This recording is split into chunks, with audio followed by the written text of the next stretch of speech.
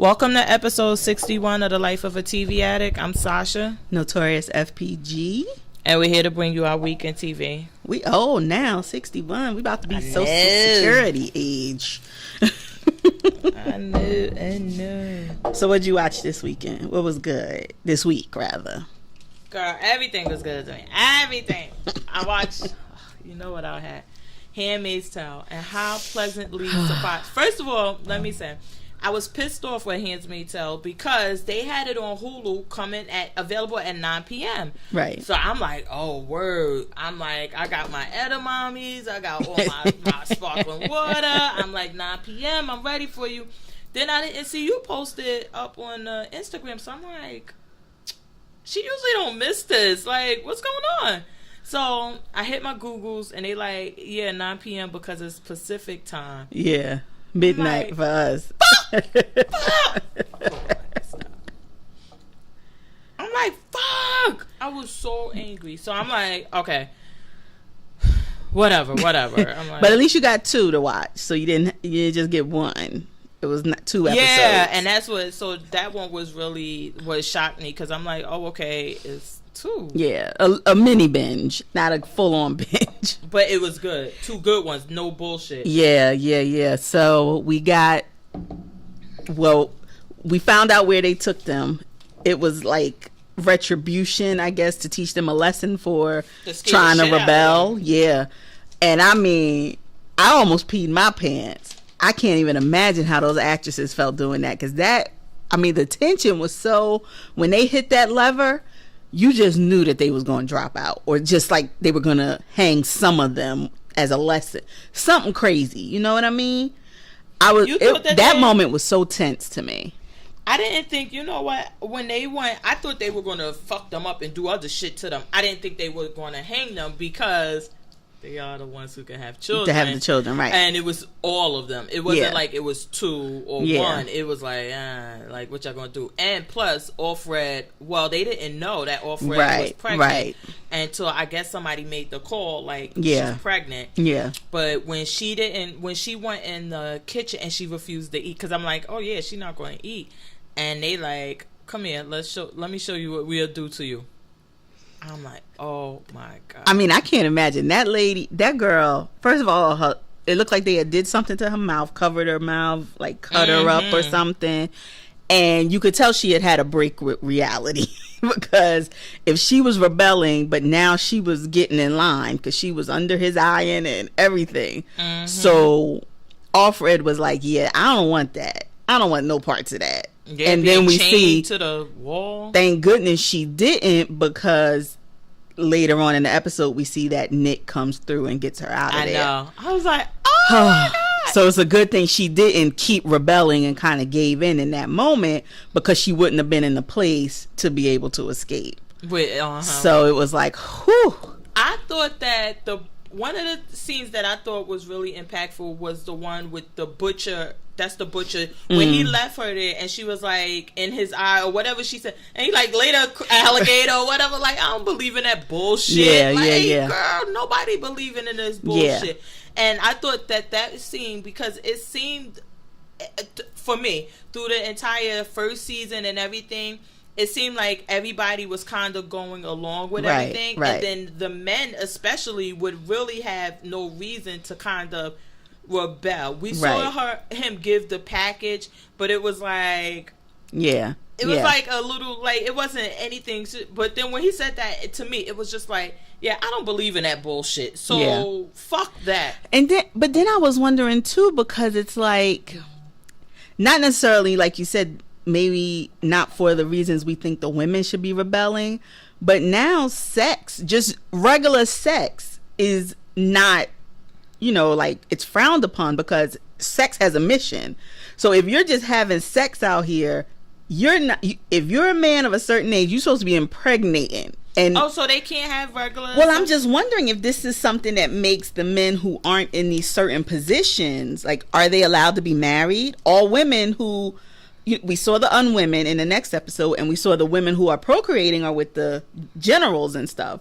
So are you just allowed to have a regular marriage with a non-creating woman? Yeah, was that in, I think it was if it wasn't in one of the episodes before, because I did read the book, I ain't finished, but I read part of the book, and there are groups of women, and then the other ones can have regular lives. Right. They're just like the butcher may have a wife. It's just that she just can't have kids. They don't have kids or anything, but you could have a regular life. Well, it made me think with I put the butcher alongside in the next episode when we meet the general, one of the women of a certain stature who was just having sex for fun. Mm-hmm. And I'm like, I wonder if, as a butcher out there, yeah, you can do that, but as a woman, you're not allowed. You're sent to the Deadlands with these unwomen because.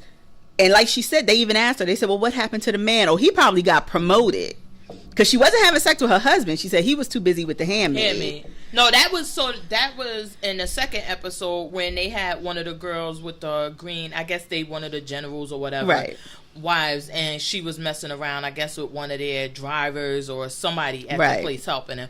And I guess. But I was just wondering, there are two situations like paralleled. Like, yeah, the butcher, he's like, yeah, whatever, under his eye, I ain't with that. Yeah, but she, like, even if she doesn't believe it, she gotta have that same mentality. Otherwise, you get sent to be with the unwomen.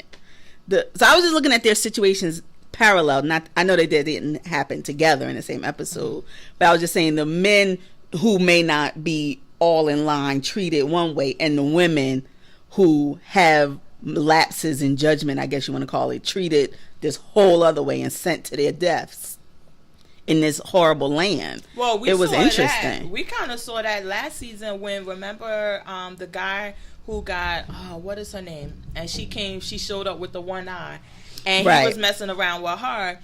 And I mean, I think, but for his wife coming there and saying, I want him to have the harshest punishment possible, they wouldn't have even cut off his hand. Yeah, they cut off his hand, I guess, like because she was like really going hard for it. Right, but he wasn't going to be stoned to death like she was, or sent to the Badlands or whatever. Like right, that, exactly. And they still have Jezebel, so it's not like it's a big deal. And they never said if he never lost his job, his status. Right? He just lost a hand. I think that he did for some reason because then she's there. What is the main character? Alfred. The lady. Her madam or whatever. Yeah. Right. She was at the lady's house. The house. The baby, right. She was like, it's going to be hard without him here. Right. And she's like, so I do remember that. What they cut off his hand, and maybe they did send him away. Or got demoted. Yeah, like no longer. It was a really good episode because I was wondering if we could really trust Nick, but I guess her being pregnant with his kid kind of opened up his eyes. I didn't think that he was untrustworthy because he told her already, I'm the eye. So like, okay, you may think he's powerful in this house, but he's really not. Right. And I'm his eye. So he tries some shit, I could always go report on him. I think that she is kind of unrealistic about how this is going to work. Oh yeah, because she's like, okay, let's go get my kid and let's go to Canada. And he's like, yeah, bitch, no. And plus, you're a pregnant handmaid. So they're definitely looking for you. No, this ain't how this shit work. Like, relax. Like, that might have worked if they hadn't let it loose that you was pregnant. But once they told everybody, and then we see him, once she disappears, we see the Fred, because she's a Fred. We see him on the phone like, no, I'm taking over your whole detail. We gonna find her. So he's calling out all of the troops to look for her.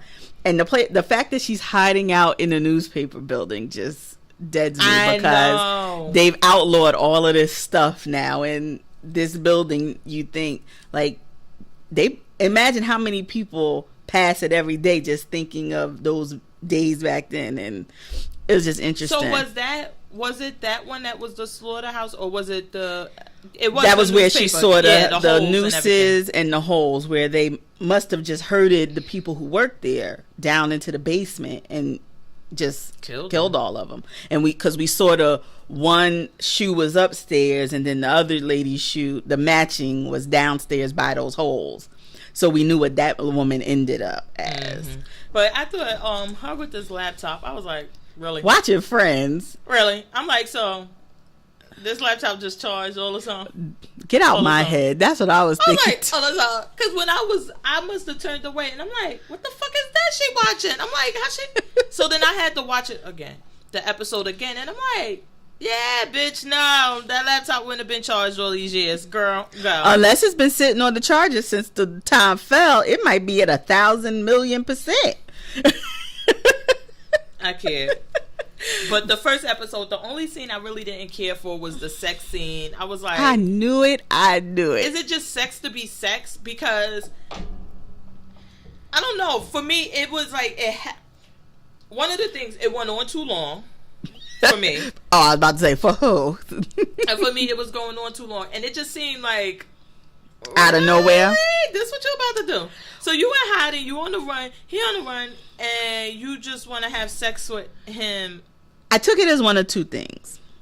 Remember when the aunt was saying you have freedom from and freedom to? Mm-hmm. So I took this as her freedom to moment. Like, I get to decide when I have sex. I get to decide how I have sex. And that's the way I took it. That was her freedom to moment. That. But they've still been under cloak and dagger. It had to be quiet out in the house. And then other times, the one time that they did it on their own, other times, the damn madam was in the room watching them. So that was freedom from. They were freedom from having their own life and deciding when they wanted to have sex. This was their freedom too. They were in control of it.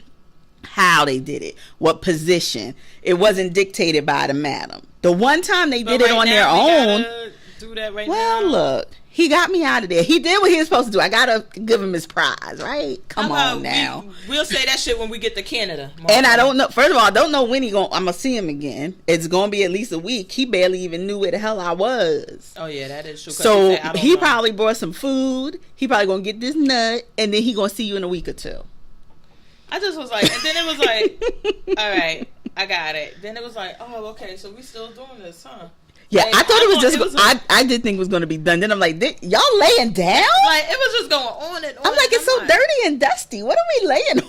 I didn't even care about. I just was like, oh my God, can we get to this fucking story? Because I have so many questions. I enjoyed that episode, but I really think the Unwomen episode was my favorite. Oh, that was really good. Oh my gosh. I mean, I was damn near in tears watching these women. Just in the beginning when you see how they're being affected. What are they digging? Is it coal? Or it looks like coal, but right? It's...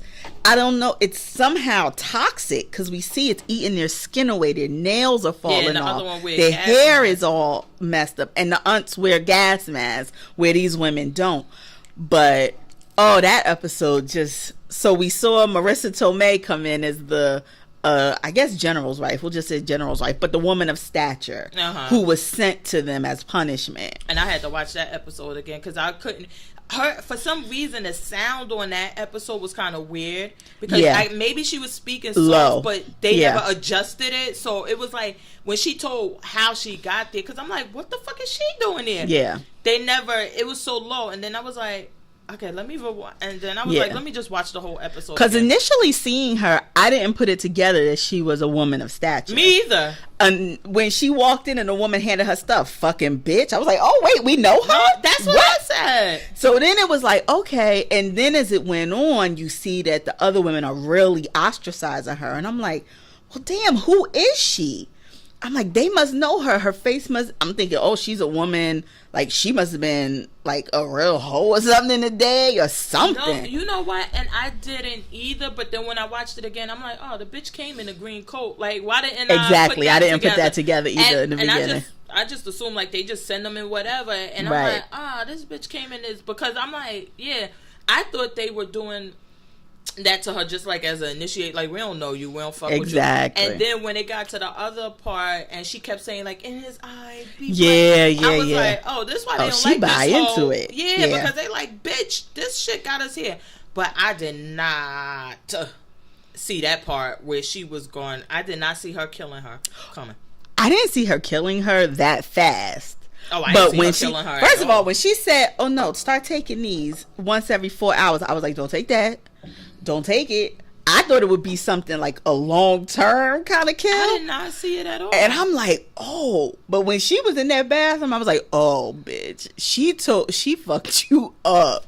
I didn't see that because it seemed like that she kind of befriended her. But then when she got to that part and she heard her story, it seemed like to me that she was kind of sympathetic. Like, not that I feel sorry for you, but... Like, she didn't think she deserved that bad of a penalty. I don't think exactly, which she may still have thought, but she didn't deserve that type of penalty. Another woman down, right? Your husband raped him. Yeah, you think I was like, yeah, I just did not see that coming out of her. And especially when she was like, I just hope God doesn't punish me for falling in love. And I'm like, I could see that if you were a handmaid, I could see like, this bitch, I don't love your husband, but I still got to have sex with him every month like I do. And you hold me. I could see that just enraging someone. Well, I didn't think so because I thought it was more so that to me, it was more so like that she fell in love with the guy she was messing around with.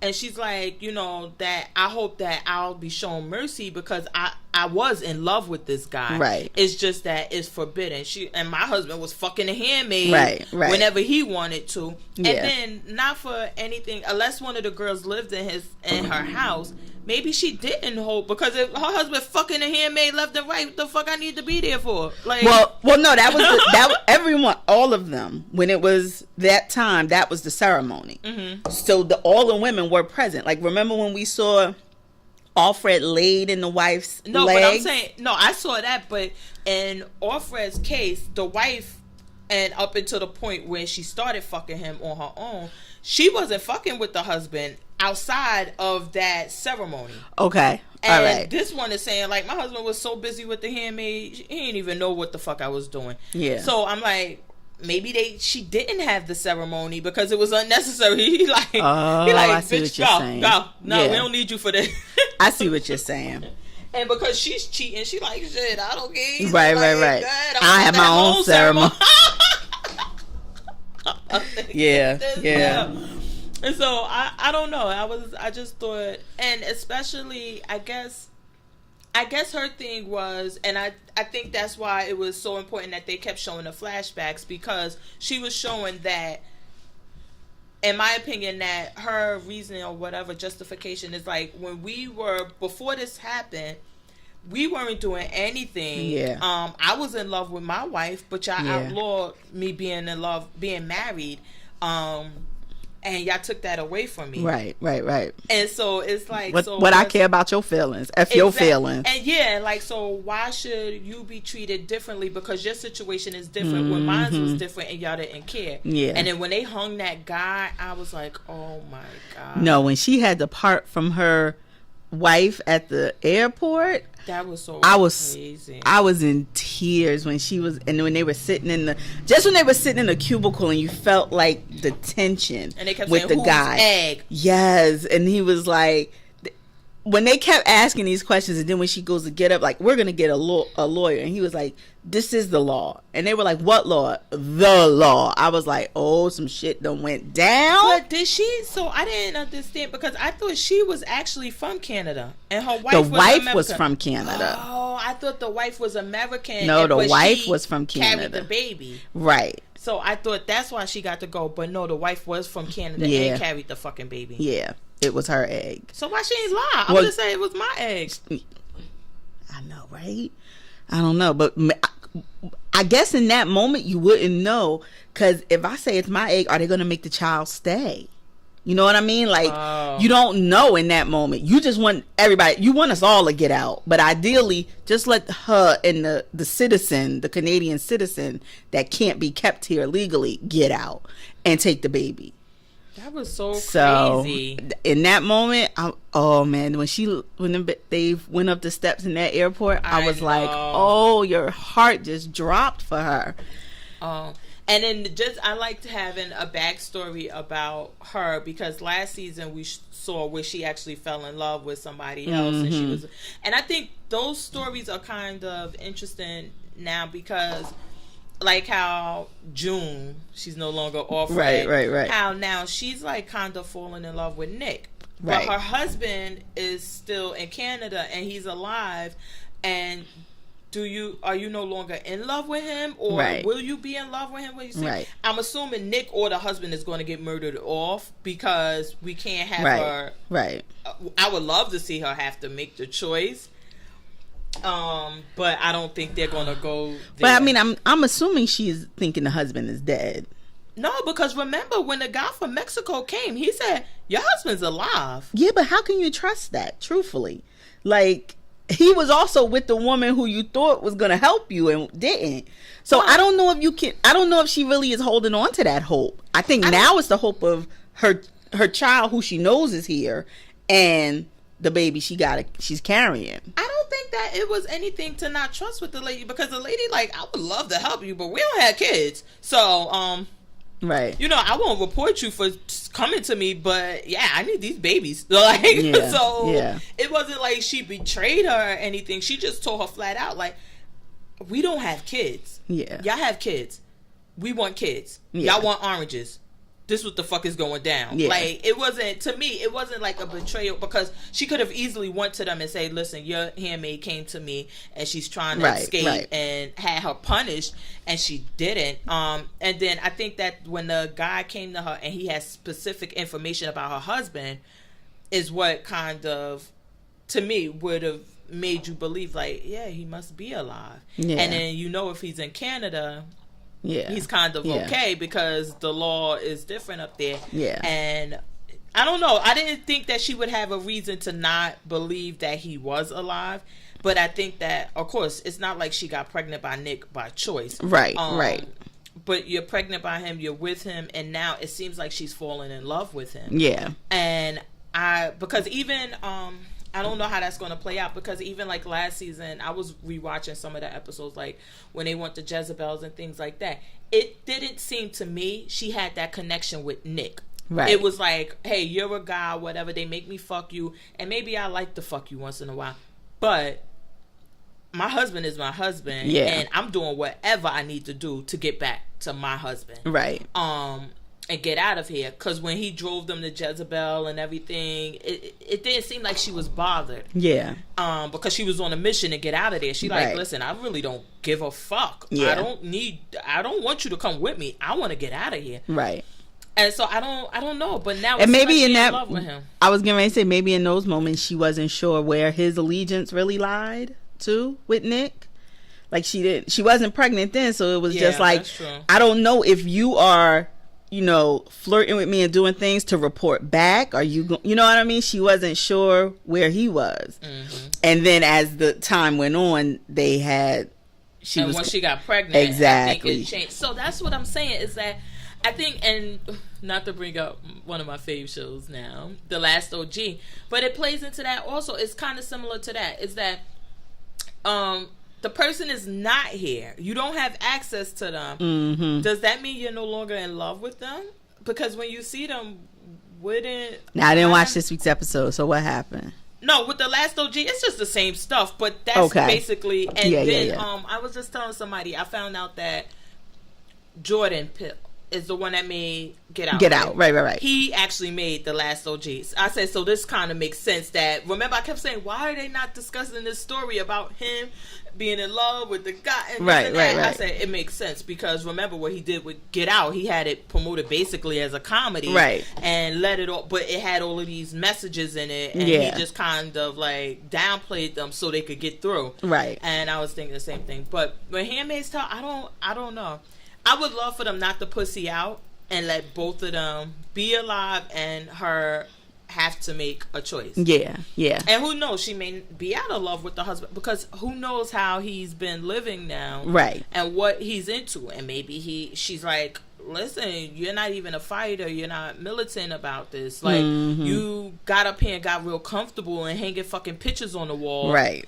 And you know what I'm saying? That's really what I could see, her becoming way more of an activist if she gets up to Canada, and then it's like, we got to save these girls. I know just where to go. And he's like, no. And he's like, no. No. My daughter staying up here. Yeah. And that's it. That's the only thing, though. I don't see her leaving her daughter.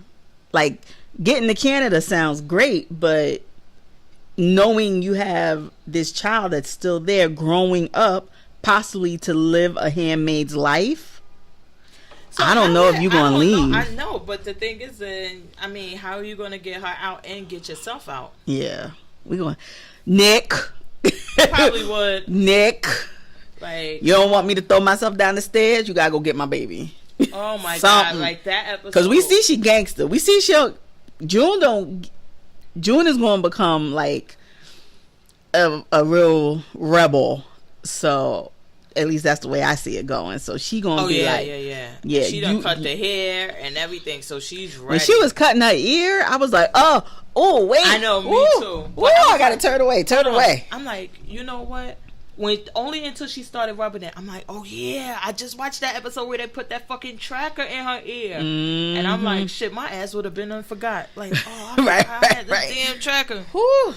That last episode was really good. Yeah, the Unwomen and this one. The second one was my favorite. Episode. It was a good way to come back, handmaids. Keep this energy. Bring this energy all season. It just makes me so nervous because then after I saw the second one, I'm like, so we're gonna get another one, and now we don't get one till May 5th.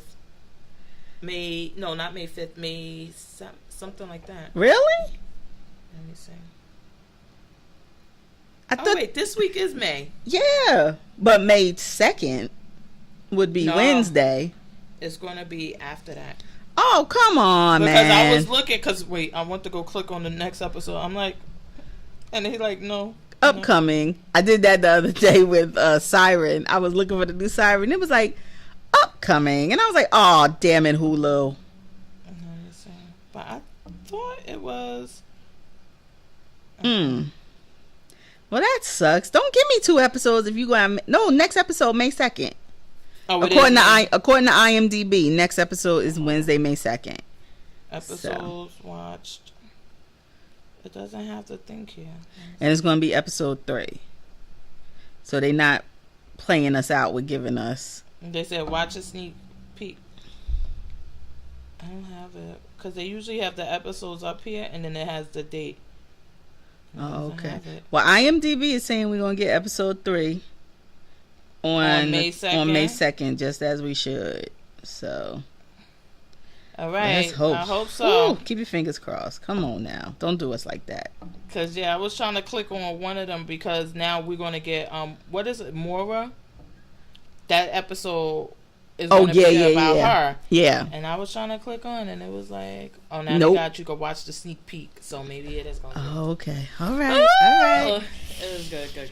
We also had Westworld this weekend. Did you watch that? Yes, I did. Oh my God, them fucking robots are going cray. Girl, I gotta watch Westworld and then like read about Westworld and then go back. I sometimes feel so dumb. I was about to say that because I knew I had to pay attention. So I'm like, okay, when I get on the bike, I'm going to watch it because you have to pay attention. Then I was like, okay, I think I paid attention. But I still don't know what happened. To go back. Because I thought, what's the name? What is his name? Jeffrey, but he... Oh, Bernard. Is that his name on the show? Bernard. I thought he was dead because I thought he got the thing. But he's he's an android. He's a robot. So they just brought him back again, put that what is it, the artificial, because that's what right. Well, he's apparently like, I guess he was like having a freeze or something, because we saw him suck the juice out of the one android and stick it in his own neck to stop himself from like powering down, because he was apparently having a crash. So yeah, I was sitting up there like confused, because I thought that at the end of the last season that we knew he was the robot, but then he made it so that the girl could go inside Westworld and then kill him off, so that way he wouldn't be back, because it killed off the DNA or whatever that keeps them. And I'm like, wait, what? And now Dottie, what's her name? Thandi Newton. That she's trying to go back and get this kid that may or may not really exist. Yeah, it was like, I'm like, what the fuck is going on? Girl, I don't know. I'm confused.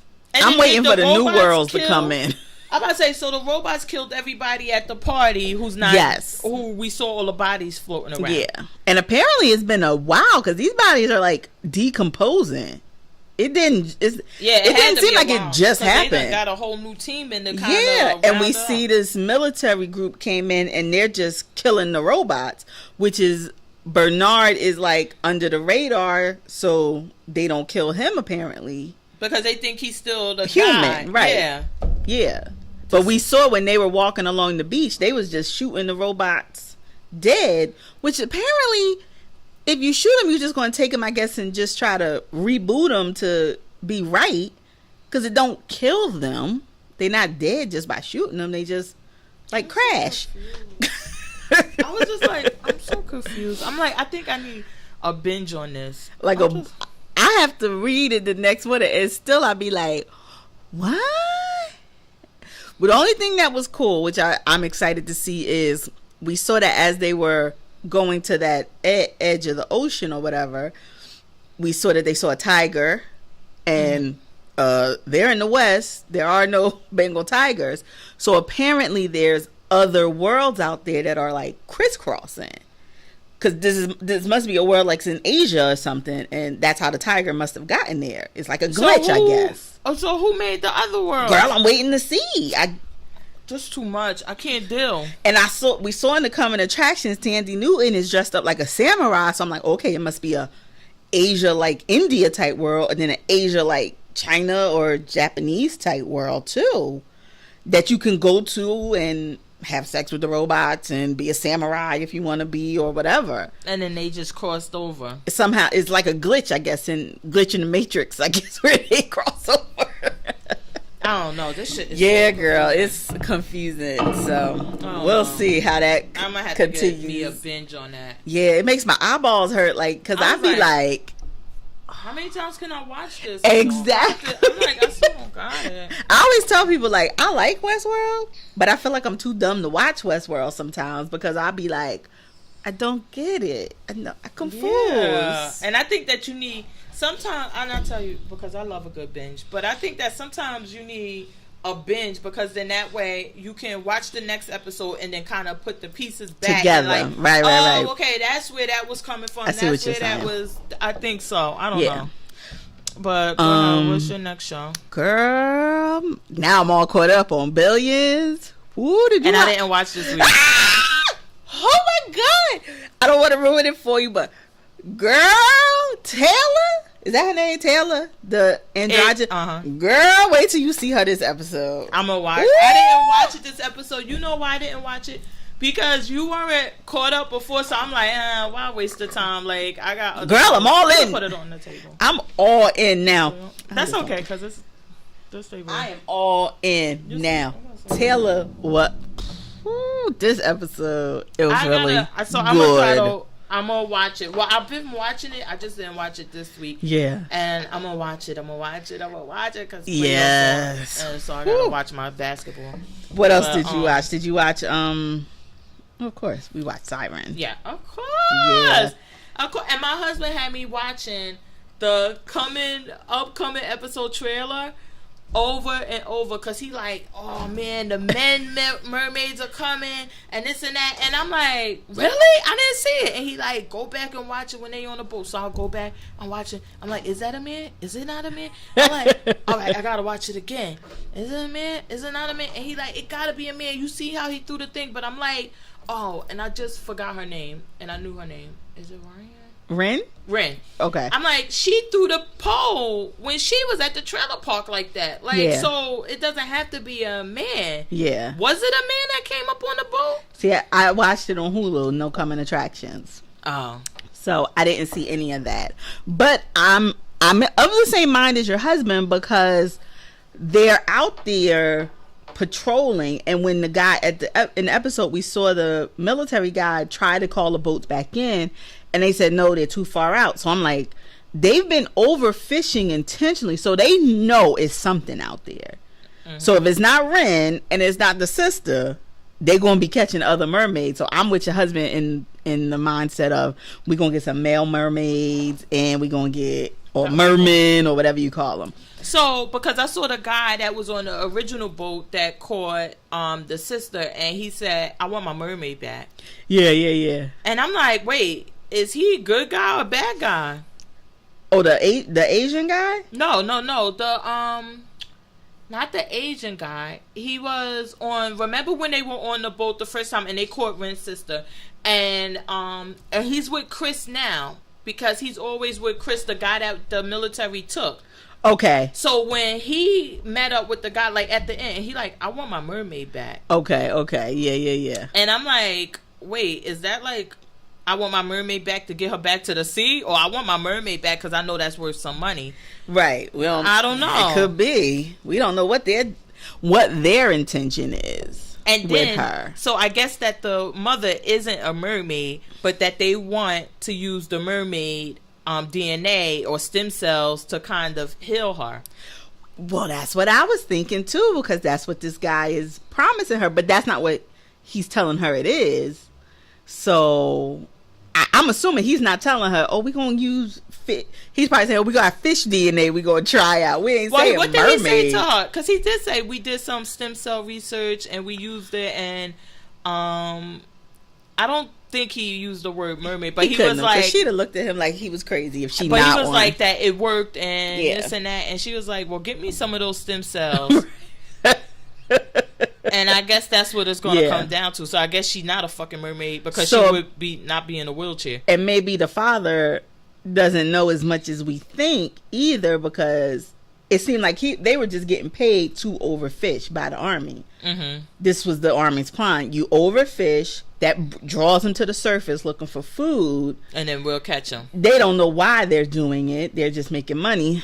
So maybe he doesn't know as much as we thought either. I don't know. This shit, oh my God, it be having me. And then when they heard that song, I was like, don't. They looked at each other like, I thought they was gonna start singing together. And like, like, you hear that shit, don't you? I heard it. You heard it. Mm-hmm. Wait, my favorite scene when he left and he kissed the girlfriend and he was like, I love you, and then Ren comes up and kisses him. Yes, like, I love you, and then goes, and so he looks at his girlfriend. She like, oh, I got one last week. You late? I was like, yeah, they definitely gonna be having a threesome. Just like, they hurry are up. so oh gosh into it.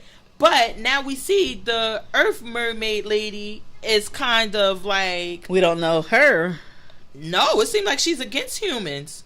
Oh yeah, the older one. Yeah. Cause she's like, well, they called her like the stand up, like the mean lady. Like when we first introduced her, they was like, oh, she mean. So maybe what brought her onto land? That's what's going to be an interesting story, and made her stay. Like, did she fall in love and then just never go back? Have been there so long, or?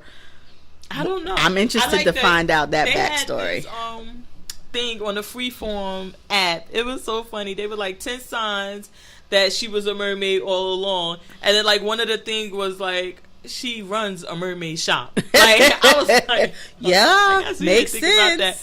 But yeah, because she told the sister, she was like, you gotta get her back. And so what's the name? And then I'm like, what was that she was trying to give her? I don't know, like some in of the tea. Yeah, I thought about that too. I'm like, is she trying to? Because I thought she was trying to like get her subdued so that the sister could kind of take over. But she like, you gotta get some sense into her. And but maybe she just feels like the longer they're on land, the more others may come looking for them, and that'll just put other mer people in danger of getting caught. You think or so? Something? I don't. She can't know that the army is like their nefarious plan. You know, she can't know that. So I'm just wondering if she's like, look, I've been living on this land. I'm not going back, but you don't need to stay here any longer and get used to it and not want to. You need to go back. But do you think that she's like, because now Ren is trusting humans and she's like, don't trust them. Right. And she like, and this bitch still trusting them. So now if the other ones come up and she convinces them to trust them, then maybe that's what happened at the last war. Right. Because apparently the mermaids could live forever, and that she was around for that one. Right. Or that she was there when the war that she told her, the guy about, like, ask your family about, she was part of that. So maybe that's her fear that I really that's wonder if, remember in that first episode when they were telling the story of Ben's great grandfather or whatever, if that was her, he fell in love with a mermaid that he wasn't supposed to, and that's what started the war. I'm wondering if she's that mermaid. And that's what they were saying, because I was reading, they like, oh, they could live a long time and this and that. So I'm like, I'm wondering if that's her, and maybe she's still like PTSD. Like, I don't want to see this happen again. Yeah, I don't know, but she just seemed her story sinister. Is so good. She was kind of like, you need to talk some sense, and I'm like, wait, what? Or does she see like the writings on the wall? They trying to come for us again. So you need to get her prepared. Yeah. But I think it's more so, I don't know, it seemed like it's more so about trusting them. Like, don't trust them. Yeah, that was my mistake. Yeah, they're going to kill off everybody and then y'all be, I don't know. It was good though. I just love that show. It's good. It is. I love that show. Yeah. And then I was looking for the Cloak and Dagger. I'm like, where is it? Where is it? And my husband like, it's not coming on. I'm like, yes, I saw the thing. It said April 25th. He like, no, it did not. And I'm like, yes, it did. And no, it did not. It Haven't you learned? Listen. Look, it said June. Listen. Listen, he know. You gonna learn today. Oh my God. Once I get about a TV show, I just be so crazy about it. Oh my goodness. I love Freeform. Yes, it's so good now. Did you watch this episode of Atlanta? Yes. Paper boy. Let me tell you, this episode, when he was like, pull the car over, I'm going to kick his ass. So I'm like, okay, because we clearly see this guy in jail. He's big. He's a security, this and that he can't really beat him up. So I'm like, nah, it's going to be like he knows some jiu-jitsu or some shit like that. And he going to really like give him a run for the money. He got out the car. I'm like, wow. My thing was, and I know we've established I'm pussy enough, but I for damn sure ain't going to lose a fight and then get back in the car with the same mofo that just whipped my ass. Well, what you gonna do? I'll be dragging my whooped ass leg down the street. I'm not getting back in the car with this fool. You just embarrassed yourself. Take the L and walk your ass home, which is what I was hoping Paperboy was going to do. Like, nah, you ain't getting your bitch ass back in this car. You talked all that shit. Walk on home. Why though? Because Paperboy basically was like, I told you. Yeah, he just like, listen. And then when it was getting to, he like, all right, that's enough now. Let him go. Like, it's just something that happens with friends. Like, y'all fight or whatever. But he not friends with him. Ern ain't his friend. Well, you really, I don't know. But because the guy didn't do him dirty until it was like, towards the, and then Paperboy like, all right, that's enough. When he body I know. I was like, is he gonna be able to get up? I was like, oh, this is too much. It was just too much. And damn, I didn't understand this whole thing. Was you on the back laughing? Yeah. Go ahead. I didn't understand this whole thing about saving the money by staying with the crazy girl that you barely knew. I'm like, what? How much money could you possibly be saving on a hotel for one night that it would be worth y'all all sleeping with some girl y'all barely know? That's what I thought it was. I was like, he's put it under that, but now Ern is in his whole phase, and I guess he thought they was going to get all laid too. So he thought he was doing a good job as a manager. I thought that was going to be how the episode ended. Like after they had talked. Oh no, was it a dorm? It wasn't the project. I couldn't tell if it was a dorm, if it was like a rental by week or something, or Airbnb. Because when they got back, whatchamacallit, he was like, they gone. So I was like, do they live there? Not live there at all? I thought the episode was going to end with Paperboy being like, when he got back in the car, being like, yeah, you fired. Well, he basically told him that.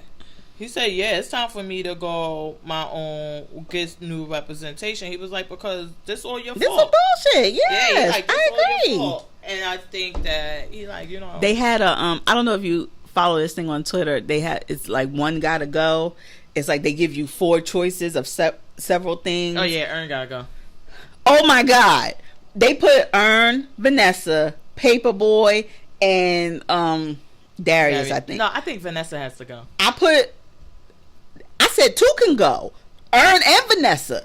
It could be Paperboy and Darius. I'm good. You know what? I do like Ern sometimes. Like he could be a guest star because like when he's like they doing some nigga shit and everybody all cool with the shit, and he's like, "Yeah, I don't see no problem with this." Oh, whatever. Like he brings some type of balance to it. He used to, but he hasn't recently. I don't this know. whole episode was some fuckery, and it was his fault. Oh my god! Like you mad at dude for pushing the girl? Yes. Okay, he shouldn't have mushed her, but we wouldn't have even been in this situation with homegirl to get mushed. Wait, I didn't think that he shouldn't have mushed her. I thought he was. I just think that he should have noticed, like, oh, you was on the stairs. That's what I'm saying. Like, if she dead wrong, you should have noticed. Okay, move your ass over here so I can mush you. Yeah, but you don't mush her towards breaking her neck. That's what I thought was gonna happen. I was so scared that was gonna happen. I thought that was gonna happen, but I was like, she deserved to be mushed. Yeah, like, she was weird AF. First of all, she had footprints on her ceiling. That weirded me out from the first. Then she playing this weird ass music and we cuddling in this Pepto-Bismol room. That was weird. Wait, AF. You didn't find it weird that she would let 4 people come and stay in her room, house, whatever, apartment? I don't know. I understand these Instagram chicks is very thirsty, so I thought that was the whole message that was being like, you DM people on IG and all of a sudden you letting them come crash. Because you didn't even know that it was weird because you don't even know that that's Paperboy that's going to show up. Yeah, and then that was... If you a celebrity hoe and you want to just smash Paperboy, you don't know that that's who's going to show up and you giving them your whole address. Well, no, you got roommates there. Paperboy messed with her before, and that's why he said, I told you knew that bitch was crazy already. He had messed with the girl before. Oh, and he went into the house. It seemed like he just met her. She introduced herself. I didn't think... Maybe he didn't remember her. It was another girl there. The light-skinned girl who had him laying in the room... That was the girl that he introduced to her. Oh, maybe. And then it was another girl there, and they were like, I didn't this see. Is blah, blah, blah. I didn't see. I must have ADHD'd out. But it was just like, Yeah, that whole thing. It was, and I agree with you. Last week's episode was good. I thought that one was good. When Paperboy got robbed. Oh, Paperboy. But then, the only part that was unbelievable was like, you ain't see the lights from the gas station right there all this time. Oh, why? How was you all the way lost in the gas station? You step out into the gas station. It's not like you step out onto a road or nothing. What's the name? What is his name? Malcolm, is it Gladwell or Gladwell? Gladwell, I think you're talking about. That did, what's this book? And I read it a while ago. I forgot. But he does those books that make you think a lot. And he got one big one. I can't remember the name, but I read that shit. Okay. He said that he went running, like in California and whatever, and he went running, and that he got lost for like hours, and then he finally made it to a road and had to hitchhike, and he's like, this girl stopped for him, let him in the car, and it was like, you're not a killer or anything, and he's like, no, and they were talking, and he was like, yeah, I just got turned around and was lost for hours, but all the time he was like right there. Lord, like that shit happens. Paperboy made me mad, number one, because haven't you've been getting taken advantage of this whole season? Mm-hmm. Why? I know you still think you can be in the hood. Why are you walking down these streets with 3 guys on them and you don't think you're gonna get robbed? Come on now. I don't think he saw it. I don't think that he thought he was going to get robbed. Honestly, I don't think that he thought that was happening. And I think it's just one of those things like, how he was, because he got in an argument with the girl like, well, I could just walk. And she like, no, you can't. And he like, yeah, he don't realize that where his celebrity is now. Yeah. But I think that was the message at the end where he's actually in the store with the guy and he take the picture.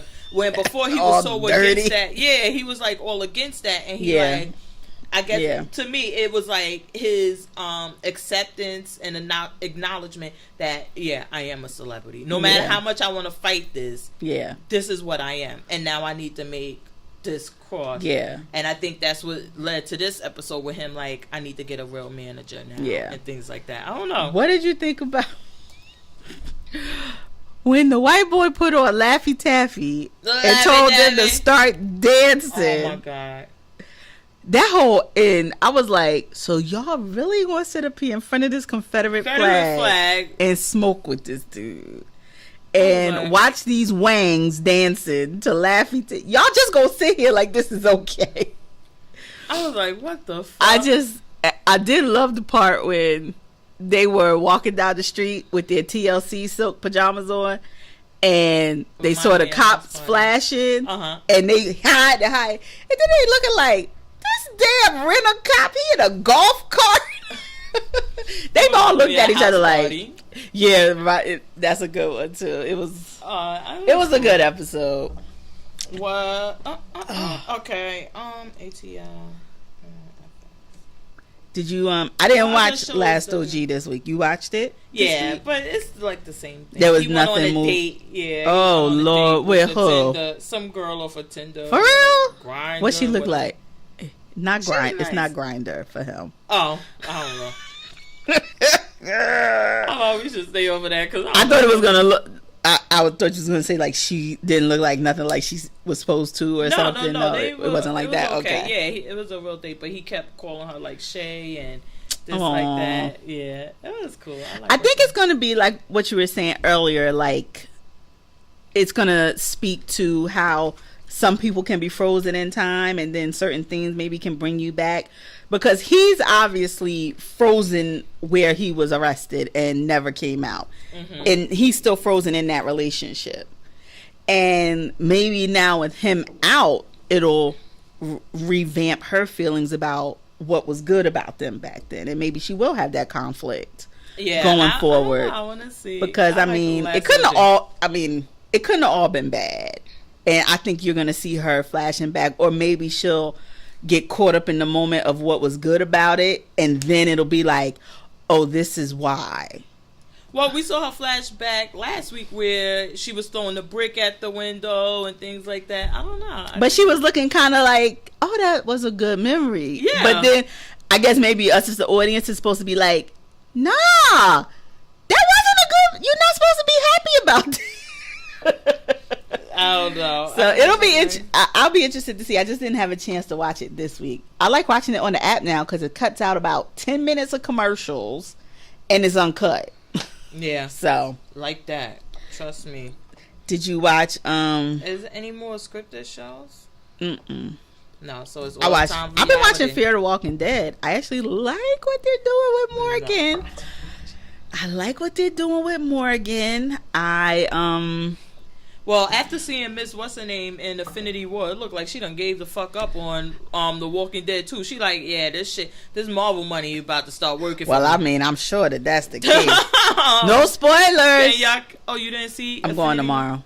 I swear, I think that I just put up on Facebook, like, is it a national holiday every time a Marvel movie is released? Yeah. Because I go to the movies and no lie, in the middle of the day, the movie is full. Yeah. And I'm like, people take off work for this. What the fuck? Why are y'all not at work? Yeah. I'm mad because I'm going on Sunday and the fucking theater damn near sold out. I'm like, ain't y'all supposed to be in the Lord's house? What are you doing? Please. I want take y'all asses to church. Was it 11 o'clock on Friday, and it was the tickets weren't sold out when I ordered or anything like that. But when we got there, the movie was full. Yeah. I believe it. No, I mean, I'm good for I ain't gonna lie, I'm good for a day off vacation. That's what it's for. So I can get to it. And it's been out since, what, was it officially out Wednesday, right? No, it came out the 27th. And then they always have but they had like the fan night and then the screeners was out Wednesday. So because I've been seeing people talking, I mean, it's been all over Twitter since Wednesday. So I'm about to say they always do the they did Black Panther like that also. Yeah. Like you got fan night, you got this night. And what I need them to do for the next one is a Avengers Day. Like show all four on the day leading up to the release. Oh, I'm all now. I'll take that day off work. Hold on, I don't need y'all to show because I got those things right on my TV. But I love the big screen. I love watching them on the big screen. Like certain, I know people. There's one of my girlfriends. She was like, "Oh, I saw Rampage," and I was like, "Oh yeah, where'd you go?" "Oh, we watched it at home." And I'm like, certain things you just have to see on a big 100-foot, 50-foot, whatever. Like IMAX. Yeah, some you movies need that you gotta experience. watch. Yeah, I think so. Like some movies, like when we were doing the Oscars, I was like The Post. That's something you could watch at home. Yeah. But then there's other movies you want to see it on the screen. Right. Like Right. the one that won, Shape of Water, like stuff like that. Yeah. But this one, it got me interested in the Guardians of the Galaxy. I never watched any of those. No. The first one I thought was better than the second one, but I still the second one was like, I live for a good story. The first one was like fun, and the second one was like, oh, heartstrings. So I gotta watch it, and that's what they like. Wait, how you all into the Avengers and you never watch? I said I never watched it. I didn't even think it had any relation because I've watched 2 Avengers, 3 Avengers, and I never even saw them in any of the movies. So I'm like, hey, Well, I understand there was a lot of people in this one that wasn't in none of the other ones. Yeah. So it's really good. Yeah. Well, no, I don't want to say that. We'll see it. Yeah. We'll talk about it next week. Next time. Okay. So that's one of my picks. Reality. Oh, RuPaul. I was mad that Monet did so good this week because I wanted him to lip sync again. Like I want you, wasn't it? I want you in the bottom always, because as I was watching this lipstick, I was like, womp, womp. I know. And what's her name? I'm like, Vixen. I'm like, yeah, all you're doing is like flipping and doing that, like. But I mean, poor Blair St. Clair. I don't know if he was still such an emotional wreck, because he wasn't. It didn't seem like he was doing much of anything. But it doesn't seem like it to. When I watched, because even I think it was Aquarius or one of them said like, look, my thing is comedy, it's not lip syncing. Yeah. And I think her thing is like that too. I went to go see drag queens once, which I need to find another brunch because I love me some drag queens. But it was like they had a host who would come out and they would do like the introductions and the comedy and jokes and things like that. And then they would have some that would be giving you their life, and then they would have like which probably Blair or one of them was. It's like this girl, she came out, she did a song, but it was more like of the modeling showing, and she just walked around real quick. Well, he's a Broadway kid, though. I expected at least some flamboyance, something. Broadway, like sing like you in the Heights and you singing for Hamilton, or a performance like you want to get in the show. Really I mean, when you go to see the Broadway play, like it ain't really. I mean, it's more of the performance and the singing, but it's not. I don't think it's the same as the lip sync. I don't think so either, but I don't think he was giving us much life either way. I just don't think it's his thing. Honestly, I just don't think that he knows how to captivate an audience in that way. Because Vixen, I mean, you hardly knew the words. And I don't know, it's because you didn't think you was going to be in the bottom, so you ain't refresh yourself. But you was up there barely mouthing the words, but Blair was so like, blah. It didn't really seem to matter. Yeah, because she kept flipping and doing whatever. Because the one Blair and Miss Cracker was the ones practicing. Because Vixen was like, "Oh no, they're in the bottom too," because they really kind of liked what I did. And then Double is like, I do like Untucked coming on right after, because when you see the delusion when they're in the back, you just like, yeah, girl, really? You really doing that? Well, because I didn't think, for me, it seems like Vixen is a sloppy queen that they're letting get by, and I think it's because she came in saying, I want to fight, drama. And I'm the drama. That outfit was a fucking mess. I'm gonna tell you, I liked it from the front. I didn't. When she turned around and the booty was out, I said no. The construction just was it was a mess. It looked cheap. It looked like it was a bunch of fucking hats. Right, I mean, it wasn't like she's like, and it's all hats, and I'm like, bitch, yeah, we could tell. Shit, like it ain't like it's so transformative. Like you're like, right. Were those hats? Before? Right. No, bitch. We know that's a hat. Oh my god, I haven't seen her. I don't know, and it just seems like week after week I'm like, why is she here as opposed to somebody else? Eureka and them, let me tell you, when they were doing the proportionizing, I loved it.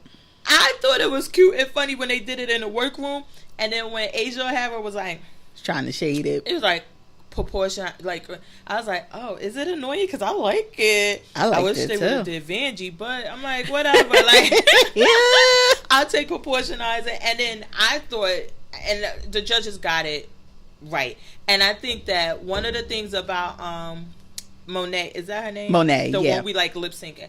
Her thing about overthinking everything plays to these type of things because she thinks about everything. Yeah. So when they did this demonstration and they're doing this thing, she's thinking about all of these things. So it helped that. Yeah. And then you had Eureka to kind of break it up when she was getting too far along. Like, exactly. Girl, isn't that like? I was like, oh, and it even perfect. I mean, because even the judges spoke about it. Like Cameron McMichaels, you had hardly heard a peep, but it was perfect what they got too, because they each had a story for that body and how to frame it, and him being muscular, and then you had voluptuous Monet, and then you had diva big girl Eureka. It wasn't just, you know, the size zeros telling you what you need to do. And I thought it played well. They played it well. I thought it was really. It was actually kind of educational, because I'm like, even as you're listening, like, yeah,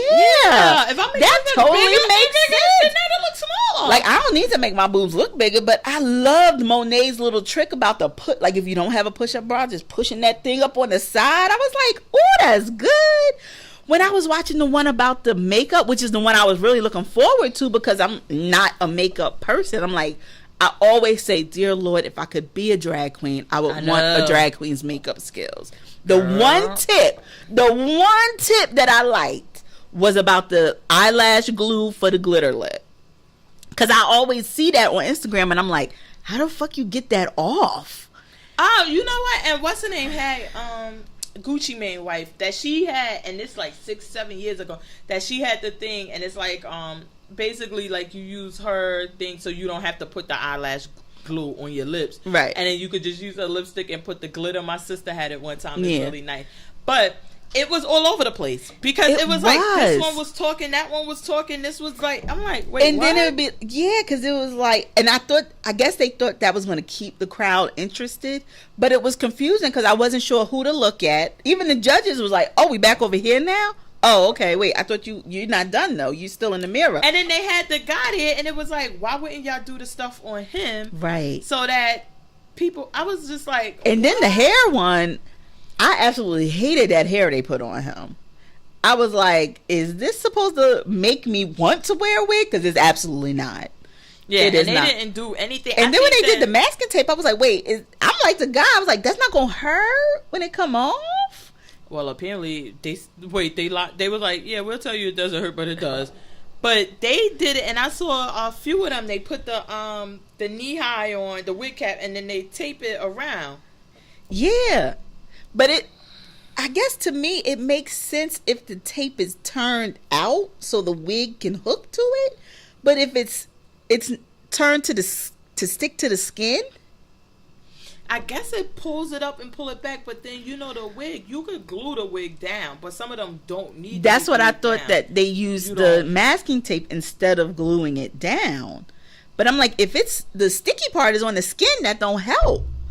I was so confused. I was confused. Hold the wig down. It didn't tell me anything. It didn't clue me in. Didn't. I was about to say, and then they giving away these weird ass bundles at the end. I'm like, from watching all the time, I learned about the glue stick and what that does to help me, because I'm like, why are they all gluing their eyebrow? And so you glue all the hair down, and then you put the powder over, and then you can just do whatever you want. Right. But this one, I just thought it was clear who the winners definitely were. Like, it was like, and they thought that they was doing something by putting the three of them together. Like, oh, they gonna be but no, honey, they just what the judges wanted for. You came up with something that made it your own. Mm-hmm.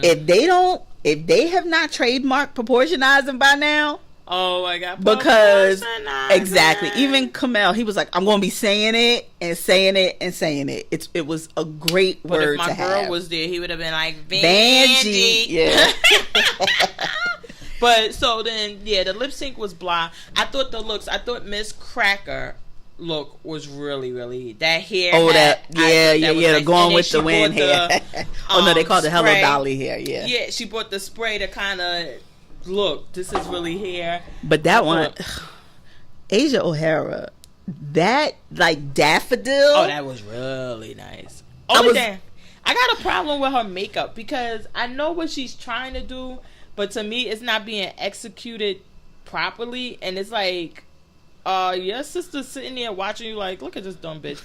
Because you put what you do is the contour of your nose. You put dark on the side and then you put light in the middle. But you blend it and then it'll give you the illusion of having a smaller nose. It seems like she's just taken to putting the line down her nose. Right. And it's like, girl, you gotta blend that shit. And because at first I thought it was like part of her costume or something. Like the line, and then I'm like, oh no, this is how she's contouring. No, honey. I told her she did makeup at Chanel. Yeah, Chanel who? Bitch! Chanel Johnson? West Coast? I was like, but that hat was everything. As she came around the corner, I was like, okay. I was like, if you had, girl, that just slayed my life. I was loving it. It just came through and you just wanted to blow it into the wind. It was so fabulous. I know. But what is going on with the other one? What is her name? Oh my God. The one, and her and Monet kind of favor each other, and he was making his own dress. Oh. Like, what's up with him? Because I thought that he had stuff, and then he's like, well, I don't have what. Apparently he's a poor queen. Yeah. So which I guess makes him look good. I don't know that the judges know this though, that he finds what the themes are for the look and then has to make it on the fly. He doesn't have anything. But which why can't you figure that shit out before you got there? Because clearly they tell them what the themes are. Because everybody comes prepared with these outfits. See, I just presume they brought everything because I don't think you can tell them ahead of time. That you just come prepared with every single outfit you drag in. I think that they give them a list of like, especially for the runway, unless it's one of those where they make them make something, then it's like you have to make this now. But the other looks that they tell them, like bring, because remember, what's the name? They said it to somebody there, and they was like, we told you to bring your best drag look, and this is what you bought. Like, they tell them. But that's why I would think they bring, like, you need to bring 10, 20 of your best drag looks. Because how would they have the hats and things like that? Like, you wouldn't know it's going to be a hat theme unless you know it's a hat theme. And then, like, the Western, so you wouldn't know. I guess. Yeah, they tell them. But see, to me, that's cheating. That's like Project Runway. You telling me what the challenge is. Well, because you don't know what the other queens are going to bring. It's like a fashion show. Exactly. So that's... So then if I pull out the same thing you pull out, we each got to do something to make it our own. Yeah. Yeah. I don't like that. I hope that's not true. Yeah, they definitely do. I've been watching. I can see you telling them, like, bring a hat, bring this, bring that, but not this is what the theme is going to be, the last ball on Earth. What's the purpose? Well, because to see what you have in yours. Because that's the thing. The thing is the competition. Well, then he should win totally. If he came with one good drag look and has made all these others off just regular clothes, then he's the winner. That's what I'm saying. Like, why didn't he prepare for this if you know what they're looking for, you know the looks or whatever? I can understand you not having the money or whatever. Oh, I guess they have fabric and stuff there. Yeah, they have. That's true. So if he doesn't have the money to buy the fabric, you could get there. You just gotta make it. You just gotta make it. Well, if that's the case, honey, like he said, other than his How Now brown cow, he been doing good. If you making all of these outfits on the fly, but when he held up that white shimmery, I was like, what the fuck we gonna do with that? Like, you need to cut and do a whole lot with that shit. I don't know. I thought they. I don't like the way he does his makeup. And I guess I hate his confessionals. This is so me nitpicking because I don't know. I've never noticed it with any other queens, but he must like shave the. Some of them do that. Oh my God! Could you put on some regular eyebrows for the confessional though? Because I can't sit there with you with them little, not even an inch long of eyebrow. And some of them, I don't know why. And I guess it's just what you know and what you capable of doing. Because I always say, like, why would you shave them? But they shave them and then draw them in. Because you can draw, okay, I'm drawing, full on thick. I guess they can do different with the theme of the makeup. Maybe if I'm doing full on surprise, it's going to be really dramatic. But I have this starter. You can always glue them down and then put the powder, put the foundation. But when you're doing your confessional, just draw in, fill it in a little bit more. Because as I'm sitting there, I'm so distracted by these little lines moving on your face. It's so disturbing. I guess because I've seen it so much. But I love the way he talks, because he's like, mother. I just love his delivery. I love him. Yeah, he doesn't bother. They don't bother me because I'm like, I see. Like, I know that's what they do. Like, yeah. What did you think of Aquaria? Because I know you don't go for the like androgynous drag, and he did the cat in the hat. Well, no, the bunny rabbit in the hat. I thought his was really cute too. On top of that, yeah, I thought it was cute. Got that up there. That's what I'm saying. Yeah, they definitely have to know in advance, because like you bring these hats or whatever. I don't know. I don't like that if they do. I don't think it changes anything. Why do you think it changed anything? Because I want it to be like, I guess I want it to be like Project Runway. Like, you have 10 hours to make this look work. I don't know. In my head, I don't know. I'm giving you drag queens way too much credit then, because I'm like, oh man, they learned hat, and he came. In my head, I'm like, okay, he came with the tuxedo, but he had to make it the hat theme, and I'm like, he came on the fly and was like, the rabbit, the magician. He did that. No, some of them. I'm giving you way too much credit. Some of them are like that. Like, they tell them, "Oh, bring the," and then they have to kind of go through what they had and like kind of put it together or use the material and make it to add to it. But no, for the most part, they told. I'm looking at you cross-eyed now a little bit. And then the Untucked. Did we get anything good other than Vixen thinking she won? That was the best. And I don't know. Blair Sinclair. So one of my things is that I don't know, with them telling their stories. Wow. It was a really, really, really, really sad story. We're gonna have surprised that she was so brave to tell it. But it's like, it seemed like when a queen thinks she's losing and she's at fear coming, you're like, taking the words right out my mouth. Let me tell you why. Get some sympathy. Yeah. And you're taking the words out my mouth. Wait, where the fuck did that just come from? Right. It was like, it had no bearing on anything there. And it didn't have, like, it wasn't a college, like, we had to go back to school kind of challenge. We had to be a cheerleader. You know what I mean? Like, it had not, like, what in the challenge made you not perform well due to your, you know what I mean? Like, your stress of this secret weighing you down. Nothing. You just knew you were in the bottom, and you like, okay, let me try to get. I thought I was being a bitch by thinking that, because I was like, but this is not the first time we saw it happen, right? And I don't like that. I don't either. Take your L, wear it, and just lip sync for your life. Yeah, or don't. I just didn't like it when she did it, because you just were. You were your.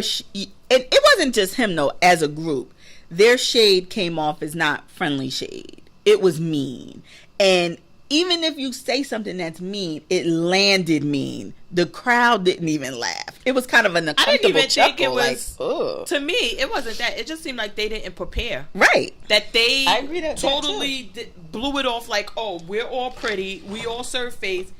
Exactly. We've been on the top. We're never in the bottom, because that was the thing. Well, we're not in the bottom. So I think they just thought, like, we're just going to go here, wing it, and we're going to win. And then everybody was hating on Eureka and them, thinking like, oh, y'all the worst. So they like, whatever. Exactly. And they're not competition. No, they got the best one. Because they played to it. But I'm like, Vixen on hair, in my mind, I'm like, your confessional hair is a hot damn mess. So your drag hair ain't much better. You really needed to come with more than what? What did you even give me? Nothing. Yeah, no. So I'm tired of her. She could go. I agree. I hope she agree. Go home, Vixen. Did you watch the final reunion for Housewives? Racism does not exist, though, Shakira. Fat pretty girl. It does not exist. Social media made that shit up. Oh, God. People getting beat in the 60s. Me. That shit never happened. Help me.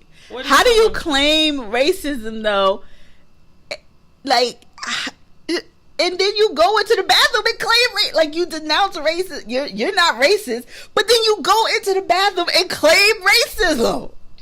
Yo, I was like, I loved it. I live for Andy shady ass. Because Croy tried to come for him. He was like, no, Croy, I guess they didn't know that Andy was going to come in there because Croy in there like with a full-on camera crew. You. He's this and that, asking you those type of questions, this and that. And so Andy came in and said like, oh, what's the problem? What happened? He said, what was I supposed to do about your negative season? Everything you had this season was negative. Yeah. It's like you portrayed me. He was like, no, that's basically how it was. You asked bad questions. What? I asked questions that had everything to do with exactly how you acted all season. Oh, I live for Andy with his shady ass. I did too. I was like, because it's enough of that. And I think that while I mean, she's white. And, I mean, stating the obvious. I was going to say, what? But I think that it kind of could have came off this season that she was getting some type of special treatment because she's white. Mm-hmm.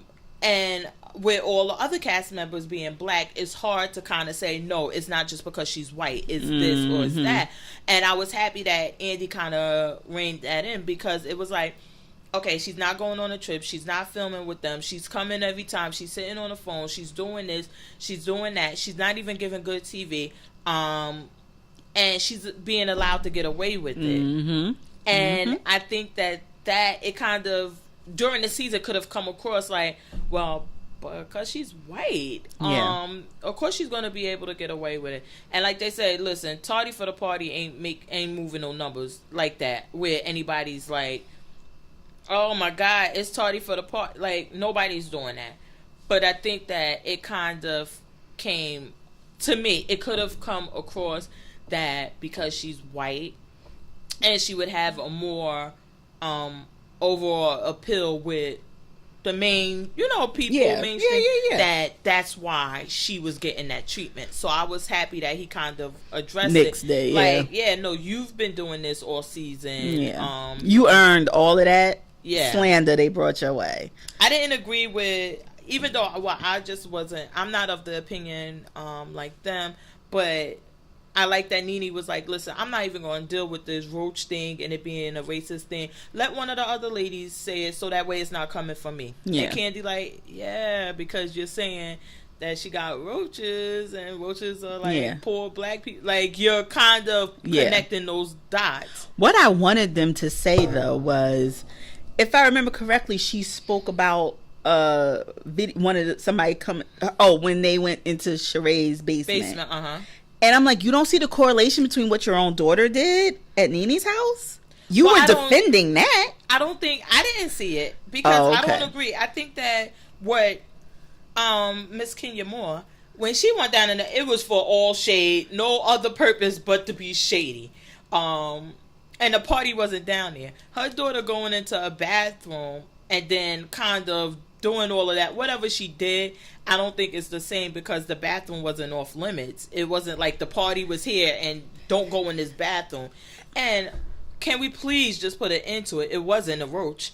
It was some type of bug. What are them damn bugs in Atlanta that's big as shit? Them what they call them, water bugs? Or whatever. Whoa. It wasn't even a roach. So it was like, come on, knock it off. It's a fucking bug in her house. Like, but I think her calling it, I guess I can see where they were going with that because her calling it a roach as opposed to just a fucking bug, which it was like, oh, Nene had a bug in her house.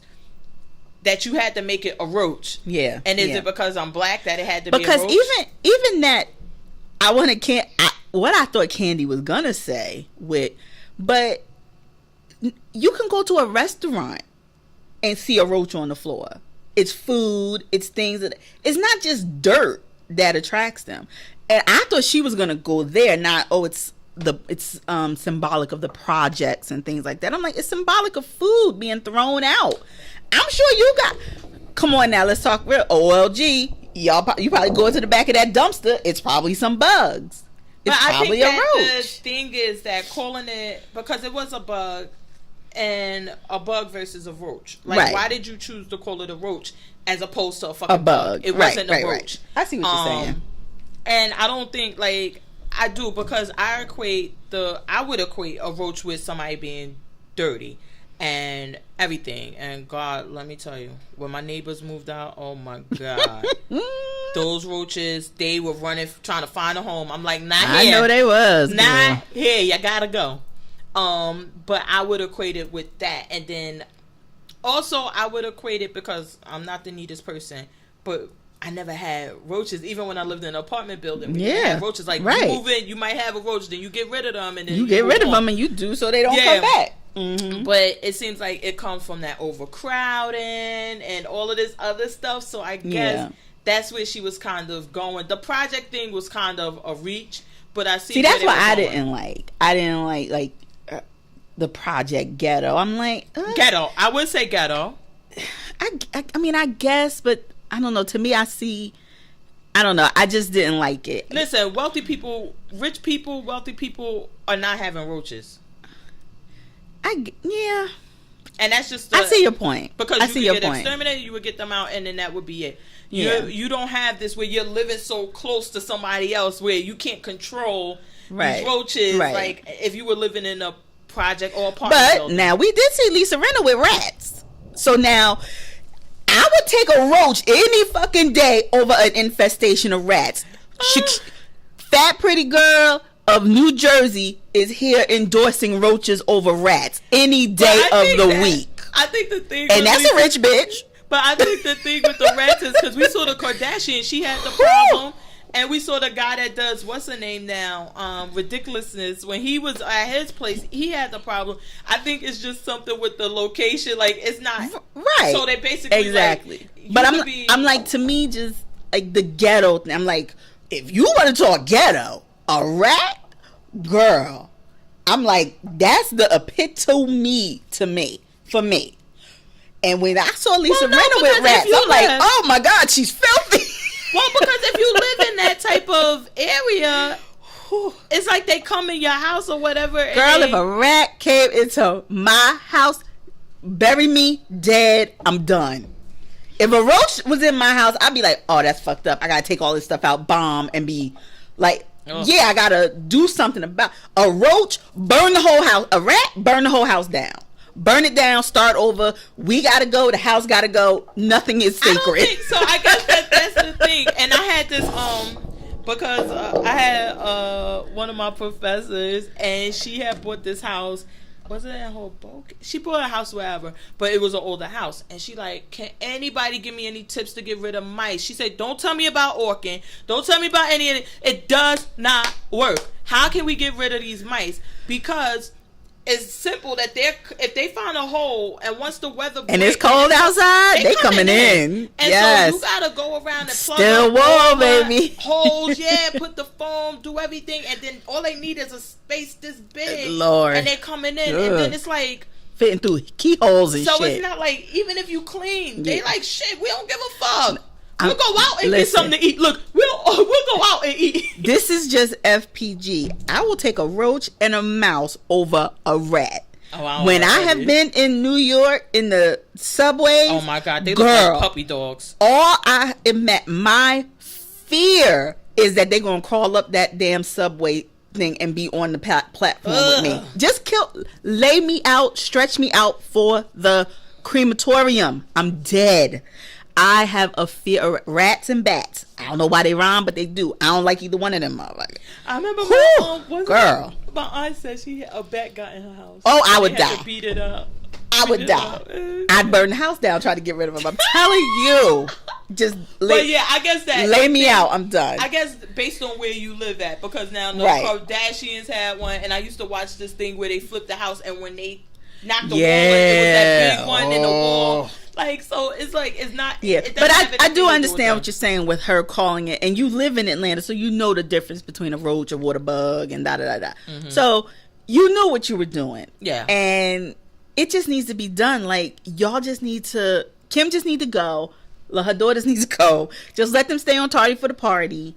We don't need you on Atlanta no more. I think that it was kind of a stretch. I think they were trying to, like, Andy was like, okay, let's bring all the old girls back, and let's do that.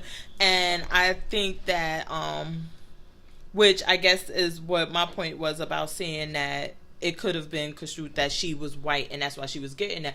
But I think that, yeah, she has her own show. They're cutting her a check regularly. She's like, I don't need this shit, which she said several times. Yeah. And that she refused to play nice. Yeah. And Andy may need to kind of check that. Yeah. Like, listen, ho, we still cut the checks around here. You do what the fuck I tell you to, or Tardy will be canceled also. Yeah. I think that I don't know. I guess that. But Cynthia, oh my God. And she was like, I came up with the roach costume. She said, I thought it was hilarious. I was like, it was funny though. It was. I knew Nene couldn't come up with that. You know, Cynthia, she tried to be nice, but she got that shade in her. Oh my God. She got that shade in her. So who do you think should return next year? Give me your lineup. Everybody with the exception of Kim and Marlo. I don't want to see Marlo again, ever. Eva? No. Oh my God, I forgot that bitch was there. No. Don't waste your money. Okay. Why? She's a snooze fest. Let her go. Like, nobody cares. I'm sad. If they've really gotten rid of Sheree, I thought Sheree would be good coming back. But I don't think they should get rid of Sheree. I don't think so either. A, she need to check. Well, look. Hello. She need to check. And I think that, just let her come back.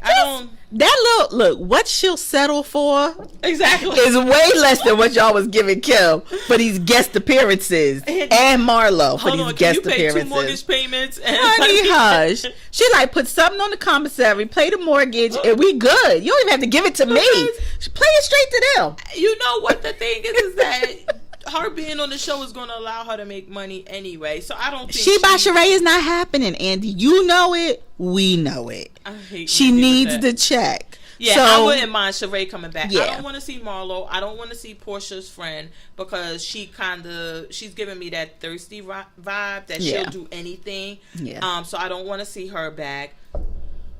Eva, please don't waste your money. And Kim, I think everybody else is good. Back. Yeah, I'm good with everybody else coming back too. Even that damn Kenya Moore. Oh yeah, I need her. Oh God. Oh, I need her. I loved her going over to the other side of the couch so she could get up in Kim's shit face to face. She was like, "No, I need to see you. Pass your wig." I loved it. And when they told, was that this episode where Portia called her, and she talking about your whole daughter? They could play that. They could play that clip 24/7, 365, and it's funny every time. Portia, tell them how you really feel. She was like, yeah. Did you realize? She was like, well, I mean, I didn't mean to call her your whole daughter. Yes, you did. That's just what you was thinking. You old stupid. You so stupid. But that's why we love you. I need you for that. When she was like, and your whole daughter. And your son and your whole daughter. What? Oh, my gosh. Cry was like, it does my heart good every time they played that clip. Oh, my God. I loved it. I could not stop laughing about that. Oh. Did you watch the Beverly Hills reunion? Mm-hmm. Oh, I mean, I put it on our Instagram. The looks. I love Erica Jane's look. Lisa Vanderpump, I wasn't a fan of her shoes, but I liked the dress. I loved Renna. Oh, she looked so They were good. just like Studio 54. Teddy didn't get the memo. She wore white. I'm like, what? And Kyle just bores me now. Kyle bores me. I think, you know what? I think that Kyle kind of sees the writing on the wall, and that's why she's coming up with all of these bullshit things. Right. Because as much as she would love us to believe that she's doing so well on everything else, this is the bread and butter, and this is how she gets the other opportunities. I don't know. It just seems like, honestly, she could have not been there all season, and it would have, to me, it wouldn't have been a problem. Probably would have been better. Yeah, I don't think that she's necessarily... The manufactured drama, she got into it with damn near everybody this season. For no reason. Like, why are you... What? All because, I mean, I'm of the mind, just like Erica Jane, that it's all because you're jealous of Lisa making new friends. And you not being her primary go-to anymore. And that could be it also. Because I'm sure... Let me tell you, I'm sure Lisa is pulling some weight around there at Bravo. She got the other shows and everything. And I'm sure that at some point, if they could see, like, okay, we could kind of pull the show this way. We don't really need Kyle anymore. So. And if Lisa said okay, bye bye. Yeah. What's her name? What's her name? Dorit. She was funny when she named a bathing suit after everybody but Teddy. Oh my god! And the LVP is sold out. And then Teddy with the damn, I make enough to that I don't need to ask my husband for money. I'm like, my girl, eyes so you was don't have a rolling in the trust top fund? of my head. We are supposed to believe you don't have a trust fund. Well, when I went to LA, I didn't have anything. That don't mean if he said you're going to make it on your own, that don't mean he didn't have a nest egg set up for you. It's John Mellencamp, bitch. Come on. Yeah, and we're really going to believe that when you came here, you didn't call mommy and daddy like, hey, I need a place to stay. You really want us to believe this? Please. And what does her husband do? Is he a singer or something? Who the hell knows? I hope not. No, but I forget what she said he does. Yeah, I'm like, do you really want us? All I'm asking her is, do you really want me to sit here and believe that you don't have any of that money and you don't live off of none? Not because I mean because we saw this with Tori Spelling, where she was going on at the mother and this and that and there, this and that, and the mother like, but every time she has a kid, she send me their social security number so I can include them with the like, yeah, bitch, you really think so we keep having them? That you and your husband are taking care of these kids so you can live this lifestyle and you're not getting any money? Come on, like, knock it the fuck off. Knock it off. And I just and I mean, I know, Lord, I just wish one day that I could have the confidence of a white woman to be an accountability coach. Bitch, you send out text messages. Rev Run does that from the tub. Shit, wait, hold on. When she said I make enough money, I was like, okay, please explain more. You get paid to send out text messages and to do treatments with girls because we saw them go to the cryo and all of that. What? Girl, this is you put this on your W-2? I need the confidence to come up with some shit like that somebody will pay me for. I'm tired. Oh, but I could go for Teddy not coming back. It's kind of like a therapist or something like that because I don't go as much anymore because of the way my health insurance set up or whatever. But when you go there and they tell you like you already really know what to do, you just need the push to kind of go there. So when you ask them like, oh, what do you think I should do about that? What they tell you, they be like, well, what do you think you should do about that? Right. It's the same shit. She's a psychic. It's just the same shit. I mean. So instead of like how we know we should get our fat asses up for 45 minutes a day and go for a walk or go exercise, and then you don't do it, and then she's the one to be like, did you exercise today? And then you like, new phone, who this? Because I know that would help me because you'll be like, I don't want to hear this bitch mouth. But you're paying her to bug you. Hey. And you feel bad about her texting you? You paying her to do that. I wouldn't care about you bugging me. I paid you for that. And more than the cost of this text message to me. Well, because then you would get up and do what she wants you to do. I want to know what happens if she don't. That's the accountability part I want to see. You breaking legs? You coming out there knocking on people's doors at 2 o'clock in the morning? Like, bitch, you ain't gonna work out. I checked on the app, on the Fitbit. Yeah. Your ass ain't hit your steps today. That's the part I want to see. Don't give me all this niceness. I think that she would be doing that.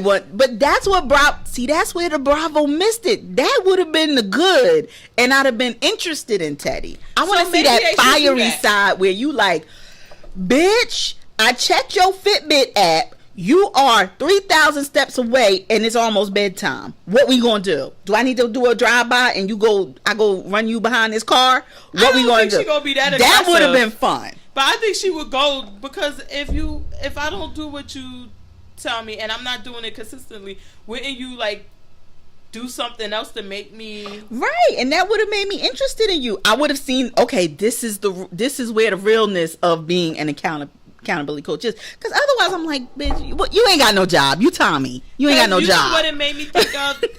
I don't know if you used to watch Oprah, the talk show, like on a regular basis. Right. But one time, and her name is like Jean Chatsky because she had the show on. I used to love her. And they had this money thing, makeover or whatever with Susie Orman and all of them. Right, and right, they were right. the experts. So she had a black family. So the black woman the lady went to go get her hair done. And she comes in there, she Jewish, white, like, small, everything. She comes up in the salon while she get her hair done and was like, you need to get out of here. You can't afford this. That's like, right. Embarrass me. Yes. That's what I wanted to see. That's what I'm picturing. See, that's what Teddy should have did, and I'd have been like, "Oh, there it is. That's okay, I'm interested in your story and then now." Said, she was like, "Girl, you going with a black woman salon and tell her she can't get her hair done."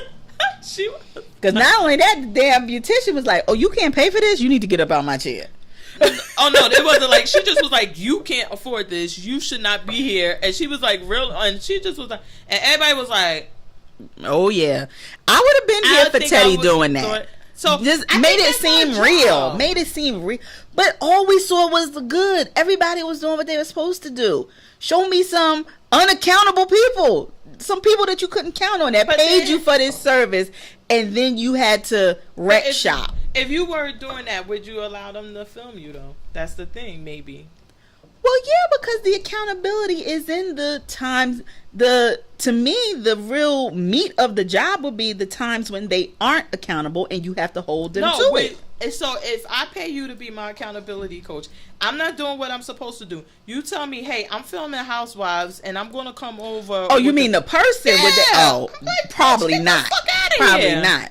But I don't have to get your permission to be, text quoting, girl, I see that you didn't do. They don't know who I'm texting, but I'm holding you accountable for not making your steps today. Oh, and just say it out something loud. As small as that. When she was doing the one in the mornings, I'm all the way on the other side of the world, but I'm here for you, and I see that you're doing what you're supposed to do. We saw that. A fake one. Yeah, I would have been here for that, because otherwise, I'm looking at you like you just made up something so you could do while the kids is in school. Hey, you ain't really got no job. Look, this is America.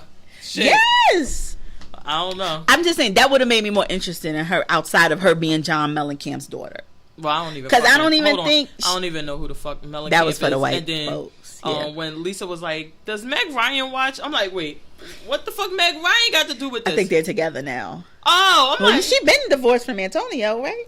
No, that's not. I'm thinking of the wrong. No. I'm thinking of Meg. I'm thinking of the wrong one. Not Meg Ryan. With Antonio Banderas. I'm thinking of the wrong one. What was her name? The one that was with him.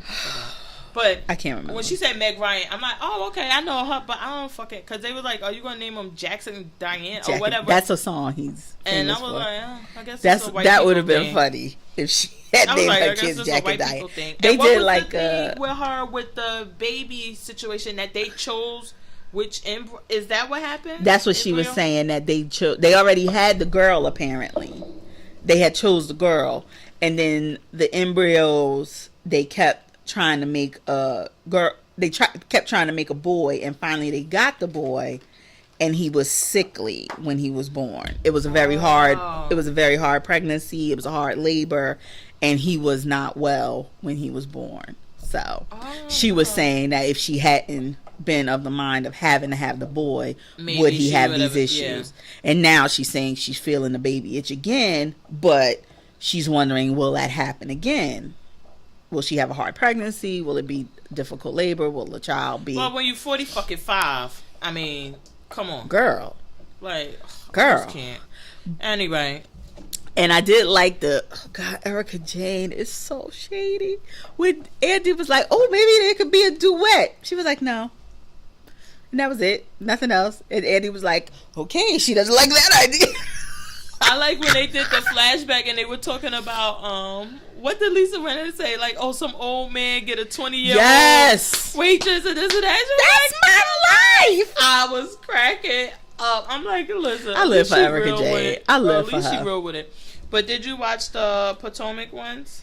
I did watch them. Now, is this the one where Ashley told her mama, kinda, sorta, not really, but alluded to? We gonna have to cut you off, cause she didn't really tell her. Is that what she alluded to? Cause it didn't even seem like she alluded to that shit. It seemed like she was just telling her, you need to break up with that sorry ass motherfucker you got living in the house. That part was clear. Cause then he'll be happy. Boo will be happy if you break up with him. Which I guess I could understand that, because my thing would be, and I'm sure as Michael, as a man, is like, it's one thing, I gotta help out your mother. I ain't supporting this other thing. I gotta support your mother and a grown man. He would have called him Negro. Shiftless Negro. Like, that would bother me too. I agree. Now, if it was just the mother, it's like, hey, get her a 1-bedroom apartment. Y'all fucking Maryland. How much could this shit cost? And but then when she telling it, I'm like, well, damn, mama, how bad was it? He used to be home. You found him in a homeless shelter or something? Well, she said he was living in a tent. Yeah. And she said, I know that if we didn't put them somewhere, my mother would be out there in the tent with him. Yeah. Who is this man? Shit. Did she meet him on Tinder? Let me find out. It's hard out here. But I'm just like, why don't the mother just keep messing with the guy, but just not have him live there? Like, duh, if the penis was, is that what's keeping you around? 15 years, it's gotta be something else. I mean, that's a long time to be with somebody. Well, it seemed like the mother position was like, I just need somebody. And right, it didn't have to be him. But the mother seemed like she was a loser all the time, because Ashley tells me, why you so mean? Well, she says, like, my mother left me with my grandmother, right? And then she came back. She would always have a different man. She came back, and I said, "Can I go with you?" And she's like, "No." Which then I don't understand, and maybe that's what we're gonna see her deal with this season. What is this undying devotion to this woman? Then well, she's your mother. Let me tell you. But I'm like, I see the devotion of not wanting her living in a tent. Mm-hmm.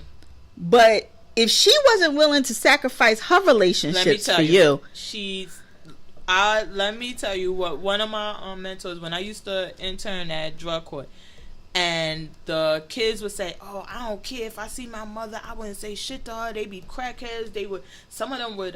One of the kids even sniffed the mother coke one time by mistake. Oh my god! Like got it in his system or whatever it was. And my mentor, the lady I worked for, she was like, "Let me tell you, they'll tell you all these stories, and then you will see them. They will go under that bridge. They will go wherever their mother at, and they're gonna go sit with her and be with her. They're the mother. Don't ever just don't." Go there with them. Let them say whatever they want to say, but don't go there with them, because it's still their mother. And I mean, I can understand that, but what's going to happen when Michael say that to her? Yeah, I was about to say, so that's probably what kicked her out the house. Undying, let me tell you, devotion is that. It's her mother. And so no matter how she treated her, she wants her love, and she's going to do whatever she has to do to get it. I think that, she needs to go on Iyanla. I don't think that Michael is being unreasonable to the extent that the guy is there. Right. If it was just the mother, then it would be like, listen, you know I'm your trophy wife. You know you gotta pay. Yeah. I'm gonna take care of my mother. And now that the restaurant is doing better, but he probably is like, yeah, I don't need to be using up all of that. But the mother just seemed like a scammer to me, because she sat there and listened to Ashley and took all of the papers and this and that, and then when she left, she's like, I don't want to go through this and this. And it's like, so if she didn't have the money and was able to do for you, you wouldn't be around. And that's one of the reasons why Ashley is going to continue to give her the money, because she knows, if I don't give you money, I won't see you. You won't be around. So I have to do this. Yeah. I don't know. They just a mess. And then your girl. I know who you're going to say. Go ahead. Robin and she need to go. They need to starve her out a little bit so she can stop feeling herself or whatever she call herself doing, because she keep coming for my girl and I'm not with it. And then when they went to that first lady brunch or whatever, and Karen told Giselle, hold on, let me back up. Giselle, my same issue with her. Now, you did all of this shady shit. You said all of this bullshit about Karen. Then you like, oh, I need to call Karen and this and that. And then you be nice to her. Mm-hmm. But then you do the same. Then in your confessionals, you saying the same shady shit. Yeah. And it's like, why you being so fake? I don't know. Is the other one on the show or off the show? The one that was married to the guy, the basketball guy. Because it's like she's there, but not there. Like she's just... Maybe she ain't have a story to tell, and they like, all right, bitch. Yeah, because it's like, okay, we barely saw her. We didn't even like, you know how when somebody comes back in and they get their little standalone, like, hey, come turn to the camera, and hey, she didn't even get that. Probably because she ain't had nothing. They like, okay, are you going to show us the fireman? No. Because you're still trying to get the money from Eddie? Okay. Are you going to let us talk about Eddie's you guest star girlfriend? status? No. What are you going to give us? Nothing. All right, bitch. Oh, I got this. The champagne room. Business. And I got the. Okay, bitch. Yeah. We'll see you at the next time. Oh, bye. Gosh. But when Monique was like, I feel bad. I don't even want to come for you right now. But she was like, get her, Monique. Get her ass. No, she deserved all and of I that. think that them finally saying to Ashley and Ashley accepting, like, listen, she know what situation she in. She know the shit ain't real. Yeah. She knows these things. You highlighting it to her and showing her is not, you're not helping her because she already knows. Mm-hmm. She just doesn't want to accept it. And maybe she was still, maybe she correlates that with her mom too. Like you were saying, her mom is in this similar situation of a man mistreating her and not seeing it. Maybe that was the fire of her always coming at Robin. Like, you know, I ain't gonna come at her like that, but I see you in a path, and because she did come after her so hard for it. But I think it was because Robin was so in denial, and then she was like, because the way Robin was kind of portraying it was like, me and Juan are not together, and I'm okay with that. Mm-hmm. We just live together for the kids. But like Ashley said, that wasn't the truth. Mm-hmm. You were not okay with that. You were bothered by it. And then I see him out here with another girl, and he's doing this and he's doing that. So I'm letting you know what's going on as a friend. And you trying to, because you want to keep up this thing like, oh, I don't care. I don't care. It's fucking with you. Yeah. Because if you really didn't care, you wouldn't care. You wouldn't care. And she's like, shut your mouth before Juan hears you. No, bitch, you don't care if Juan hear me. You want to make sure that nobody else hear me. Mm-hmm. And I'm like, she's like, and you talked about Juan so badly. No, she told that he's dating, which he was doing. Yeah, like I think that I think that Ashley didn't get the note until right then and there, and when the other girl said, "Listen, you gotta let that go. Let her make her own mistakes," because everybody already has told her. She knows, but she is no need to rip up and have all of this friction when it's not going to change anything. Yeah, she's going to still be sitting there watching him play fucking PlayStation with the in a little bit bigger house. Like she's going to be there, okay? Yeah. And now, what is it that she says she does now for a living? She flips houses. Oh, now she's flipping houses. Fuck out of here! Like, get the. Like, but you couldn't flip yourself. Flip a house? You ain't even have a house, bitch. Wait, like, would you get out my mouth? Because I'm trying to say, how you flip yourself into a house around the damn corner? Like, you ain't got no house that you renting. Yeah, like what, bitch? But then, and when Monique was coming, I'm like, yeah, get her, Monique, because I'm tired of this bitch rapping. Because you looking for a storyline and you going the wrong way. Yeah, I was waiting for them to be like, who got time to be running? Who pays for a social media page? A fan page. Please, somebody else starts. Yeah, yes, like. But I think what she and I was happy that Monique explained it, because sometimes you're like, well, damn, why are you so bothered by it? And she's like, no, because you're trying to make it seem like because I have money and that I'm wasting the money and I'm using my money to do certain things to influence, and that's not the case. Mm-hmm. Like, why would I be spending money on that? Like, on arbitrary things. Like, yeah, I do have money to blow. Yeah. Let's not get this shit fucked up. I got money to blow. But I'm not blowing my money that way. Yeah. And you're trying to make it seem like because I have money and you don't, then I can hire people to make posts about. Like, bitch, I ain't even thinking about you like that. Shut the fuck up. Exactly. I mean, do you know how easy it is for bitches to make memes and shit these days? They got apps for meme makers. Well, I make them. Shit. See? I was about to say, they so funny. Yeah, so I'm like, really? Especially the Michael Jordan crying face. That's like my favorite. Oh my Wherever God. I see that one, I just think that shit is hilarious. I like the one now with the girl who, like, she looking at something really hard. Like, she be bent over looking, and people make some stupid thing like, this is how I'm looking for your fucks to give. And they be like, no, that Michael Jordan crying face. Every time. I don't think Michael Jordan's crying face ever gonna go out of style. That's what I'm about to say. When LeBron and them lose and they put it on his face. Everybody gets it. Yeah. But anyway, what do you think about the new girl now? We see that her mother is funding her. Yeah, well, I mean, it's weird because you got this whole almost husband that it's strange. It's strange, period. because your mom is obviously doing enough where she thinks she could walk you down the aisle, show up to your house unannounced. She want to pick your dress. She got a bad wig on. If your mama's funding stuff, you need to help her with her hair. And you got a hair company. Mama's wig, when they was trying on them dresses, I was like, oh, what is that? But I'm like, I guess the thing is that it seems like, I mean, she could say no to mommy's money. But why would you? Because you don't want mom walking in your house unannounced. You don't want her coming and having her own, what they say. They was like, she has her own floor. Then you look at that little fucking room. I'm like, girl. That's an attic. Yeah, shut the fuck up. Like, why are y'all stretching life? But, I mean, I guess it makes sense because your boo is a restaurant manager? Owner? Is he owning? No. So, yeah, this is a nice house. Well, how else would you be paying for it?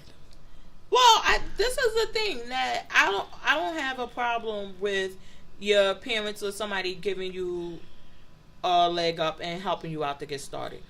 But if it's an ongoing where she's paying your bills, paying your mortgage, y'all can't even make enough to pay the mortgage, then y'all need to downsize and say, listen, we're going to sell this house or whatever, and we would like to have a portion for a down payment on the new house. And then y'all need to be able to pay your own mortgage. It should not be where you can't pay any of your bills because you're trying to live this lifestyle. Right. And then to the point where your mother would have such an, like, input in your life. Then I guess her and the father divorced, and I'm assuming this is how the mother got so wealthy. I don't know. Because they don't say that the mother does anything. No, but this girl, other than this hair company, she was a waitress and a hostess. And the hair company is barely off the ground. Yeah, and it's the mother. Because remember she told the sister. So you ain't got no job, so you can't. So, but that's what I'm saying. But, like, at what point, and I guess that's where we're going to go next week with the girl saying, like, what else is your mother paying for? Right. It's like, don't tell us about this lifestyle you're living when you're not earning that lifestyle. And I guess that it's like, it come down to. What did you think about I Thought About You, which is in that book? If she ain't gonna say, and then I found out my husband was gay, I don't want to hear about it. She kind of, because when she was talking about it, she said, and I know what's in the closet. And I was like, oh, is that your nod to my husband was the one in the closet? I need to get to that point, because if you don't put that in there, I don't want to hear this shit. And because even Karen was like, well, when you say loosely based, this is pretty tightly based. Yeah. This is pretty much, this is your life. You just gonna change the names and call it Saint Bethel to make it not your husband? I think what Karen's concern was is like, are you thinking about your kids with this? Because this is clearly what happened, and most of that shit is out there because he had babies with the girls, so you can't hide babies, right? Or you can murder the woman. Vanity no, we're not. But anyway, that was really quick. I was watching Vanity Fair Confidential on IDTV, and the lady, she did this thing like back in the days in men's magazines, I guess Playboy and those type of things. She would put in these ads and she would send you pictures and all of this. So somehow she got hooked up with Marlo Brando's son, and with Robert Blake. So she has a baby. And she tells Robert Blake, like, oh, I'm pregnant, whatever. And he's upset and mad. Like, I thought you were going to be on birth control. And she recorded all of her phone conversations. She just was like a piece of work. And he said, well, I'll give you $250,000 to, like, go. Yeah. And she like, no, I want you to. And he's like, yeah, bitch, no, go. So she takes the $250. She goes to Marlo Brando's son. And she tells him, oh, it's your baby. And he's like, okay, great. So she names the baby after him, do everything, give him, like, everything. But then she gets back in touch with Robert Blake, and she tells him again. And he's like, all right, why don't you and the baby come out here? Let me see the baby, and we'll do a DNA test and everything and whatever. So he said, so she like, okay, bye, to the son. Went out there with Robert Blake, changed the baby name again, like, completely.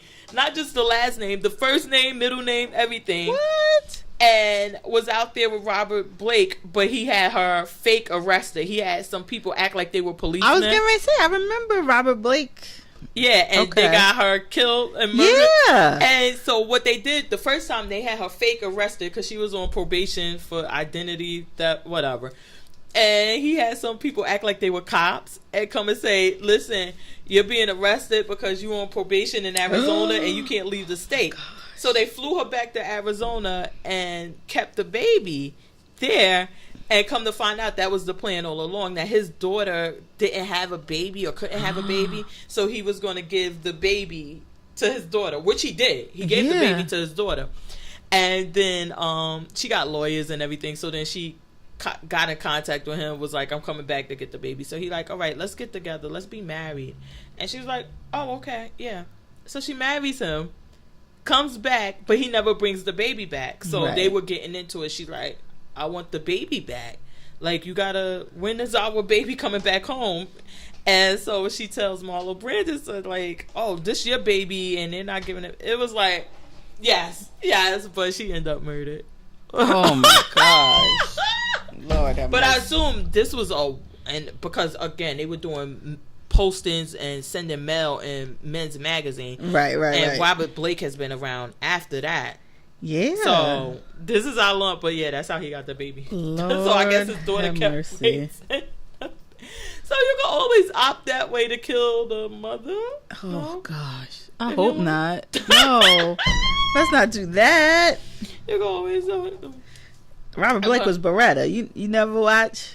No. Oh, okay. I didn't know who the hell he was. Yeah. And Marlo Brando's son, apparently he killed somebody else before. And what they did was he killed his sister's boyfriend. And he tried to say, like, the boyfriend was attacking me, but it was clear that the boyfriend wasn't attacking me. Right. He had a remote in one hand and, like, a lighter in the other hand rolling a joint or whatever. So they, like, okay. They knew he was lying, but the only witness was his sister.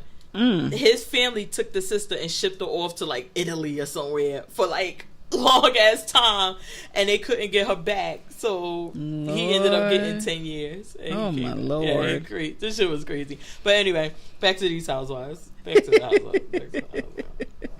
housewives. Did anything else happen on Potomac? No, let's talk about New York. F them hoes.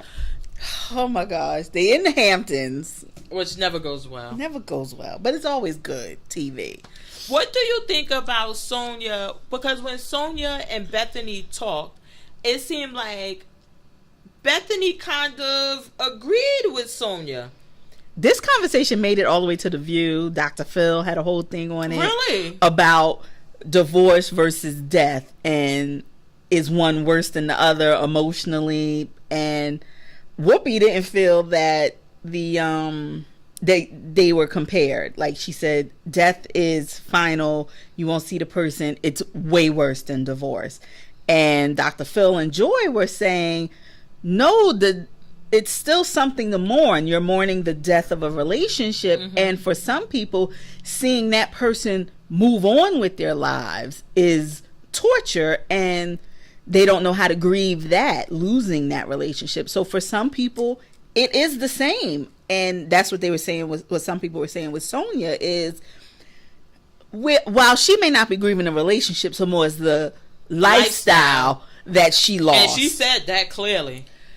It's what her argument made some type of sense, and Bethany seemed to agree with her. Yeah. Because we know Bethany has been married before. She has this husband now, well, ex-husband, the recent ex-husband that is cuckoo for Cocoa Puffs. Mm-hmm. So she probably sees where the death of those relationships, like if they had died, I don't know if I'd be as tortured as them one living like, and literally torturing. You're gone. Yeah, it's over. Yeah. But when Bethany, so it seemed like, and when she went over her, she was like, when she spoke to her, she said, yeah, no, I get what you're saying. The divorce is like a death.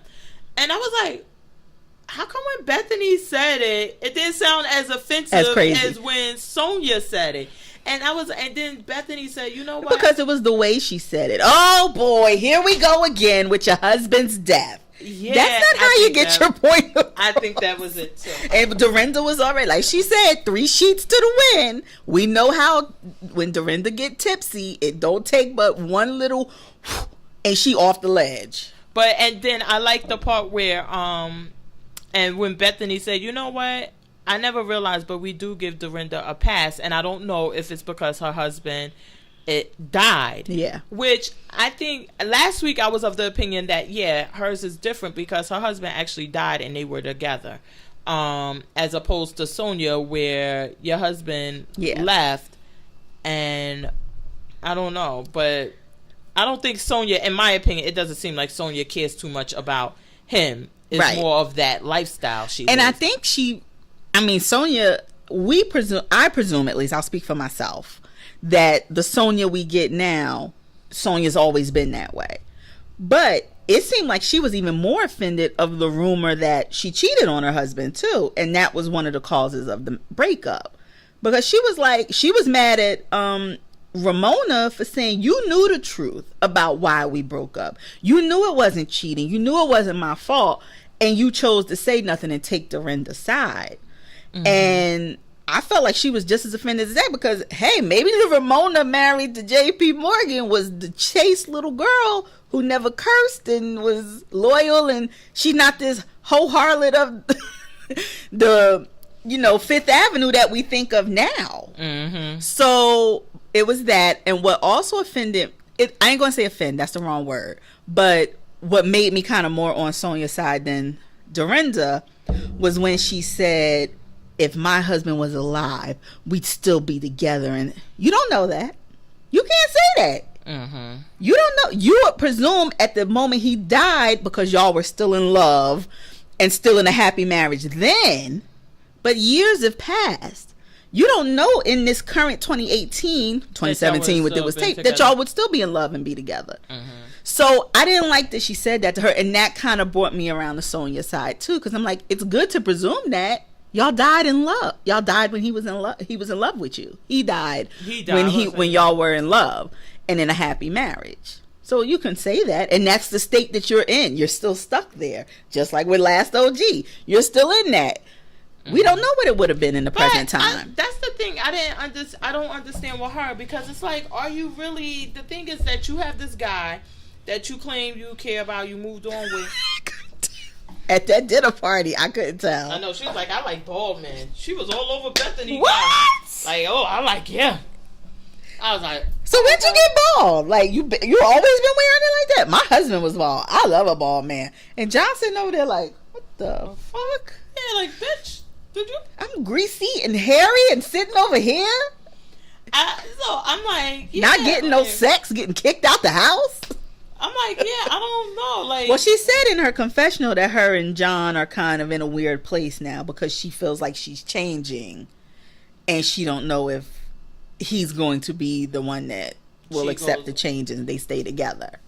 I like Bethany friend. I did too. I thought he was really cool. But wait, when they got Luann all the way together, girl, I was dancing around the living room. I was like, oh, but you know him. I was like, oh, wait.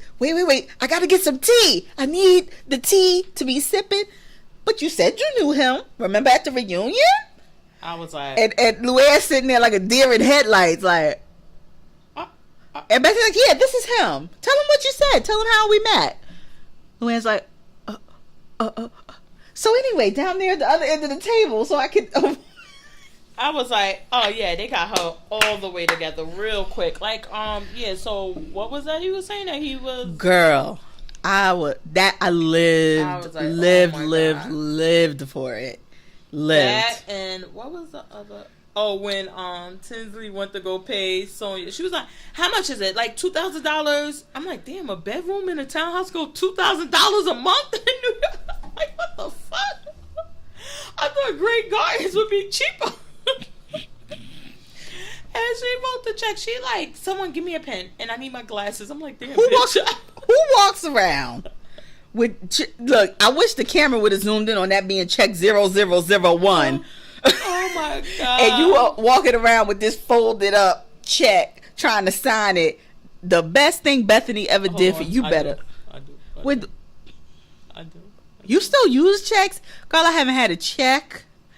I wouldn't even know how to reorder checks right now. I know, and you got to go to the... Well, let me not say it like that, because I had... Wait, you talking about business checks? Yeah, I had for the business. So I always got one in my makeup bag or something, because I might need it. That's different. Tinsley ain't never seen a business check in her life. We talking about personal checks. She probably got her mama check. Her mother like those business checks, like, right? Here, Tinsley, take a check. Here's your allowance. Look, I signed it. Just keep it in your bra in case you have an emergency. She's like, Mom, bitch, we use credit cards now. We use Zelle. Just transfer it to me. Damn.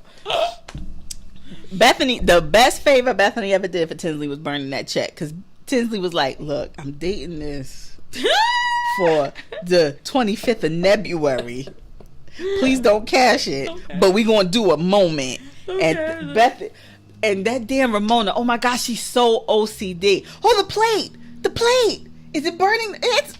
It ain't burning no plate. Wait, I like what Bethany was like, I don't know if I could get replacement ones from the 70s though. I was like, oh my God, but those look like some Pier 1 glasses that I... Wait, the chairs.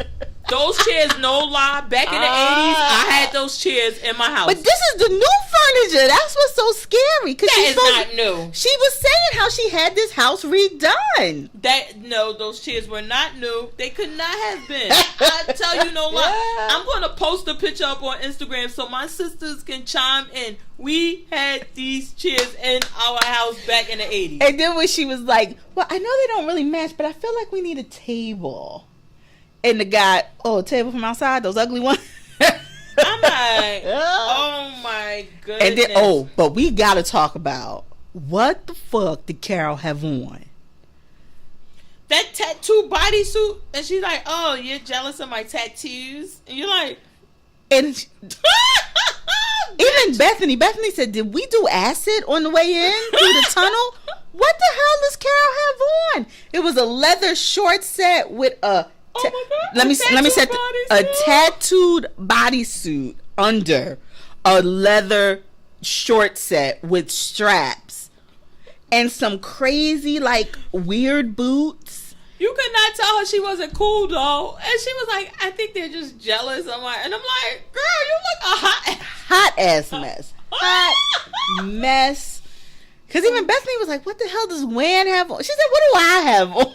Yeah, she was like, what is going on? What happened to us in the Hamptons?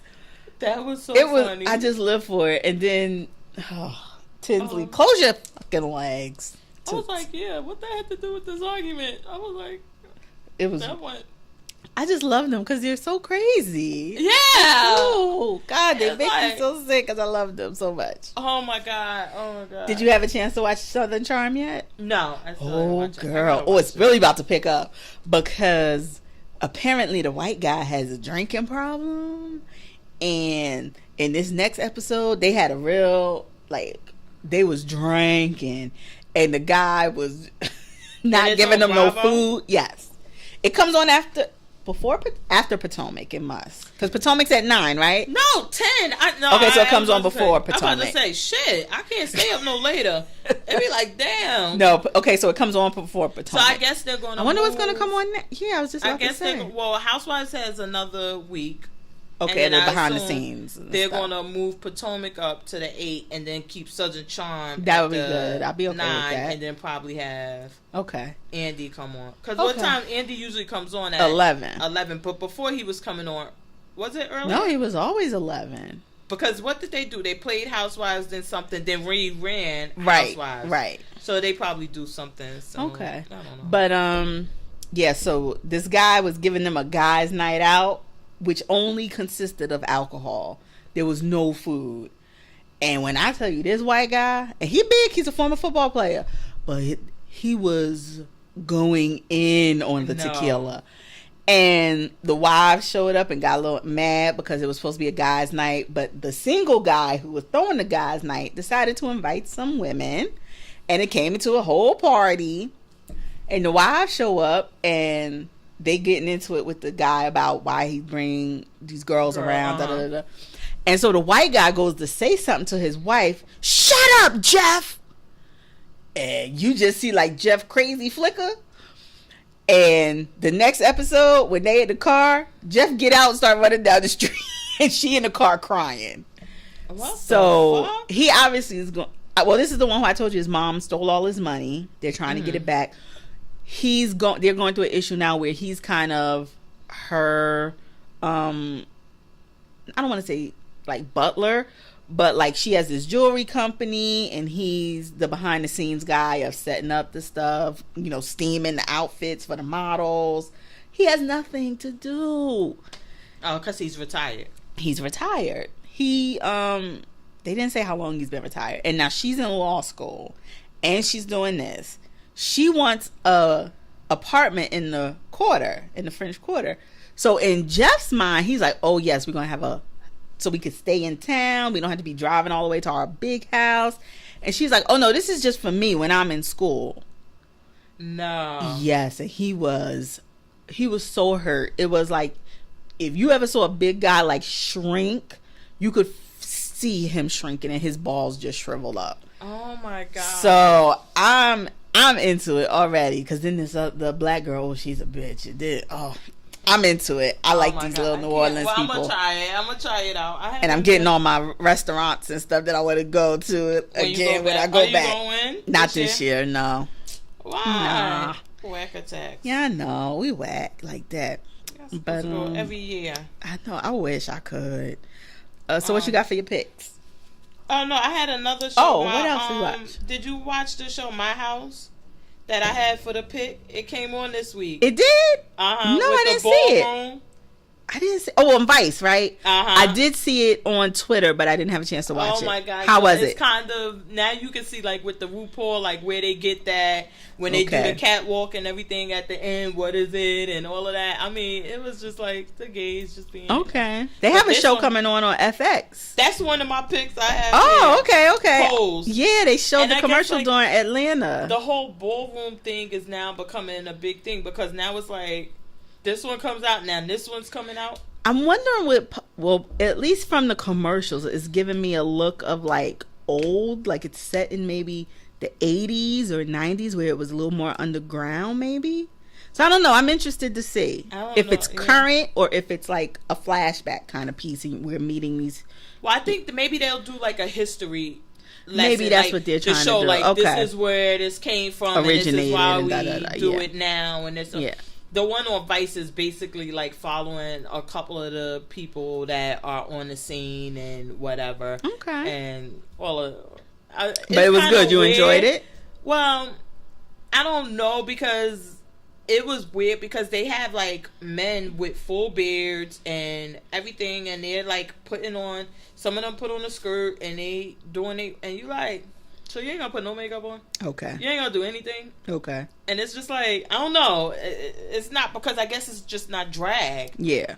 So, I don't know. Okay. I don't know. But I would like to learn. Definitely it don't watch seem like again. it's teaching many lessons, so I'm gonna look forward to pools. It is Viceland, like the fuck I expect. Right. One of the other things I watched this week, and I know we were doing a segment before about like internet things to watch, right, on YouTube, and Khalees did this interview on Hollywood Unlocked, and oh my God, this is the Nas interview that she talked about. Mm-hmm. Okay. When I said that was good, really? Yes, I was like, oh, I am so here for you, Miss Khalees. And I thought she was getting $50,000 a month. She was like, I get $8,000 a month, and that's it. And I'm like, wait, I don't know why, but I was like, damn, how's she gonna, like, what's she gonna do with that? That's why she be cooking. She be cooking up a storm, child. Like, well, I saw the part. Do they have benefits for her? Shut up. I did hear the part on Twitter where she said how she doesn't, like, they have visitation, but she doesn't get the son ready because Nas like never shows up. Mm-hmm. So she doesn't get him ready, doesn't tell him or anything until he's actually in the driveway. Yeah. Because he is so rarely showing up. Yeah, to she's spend like, time he's so with him. inconsistent.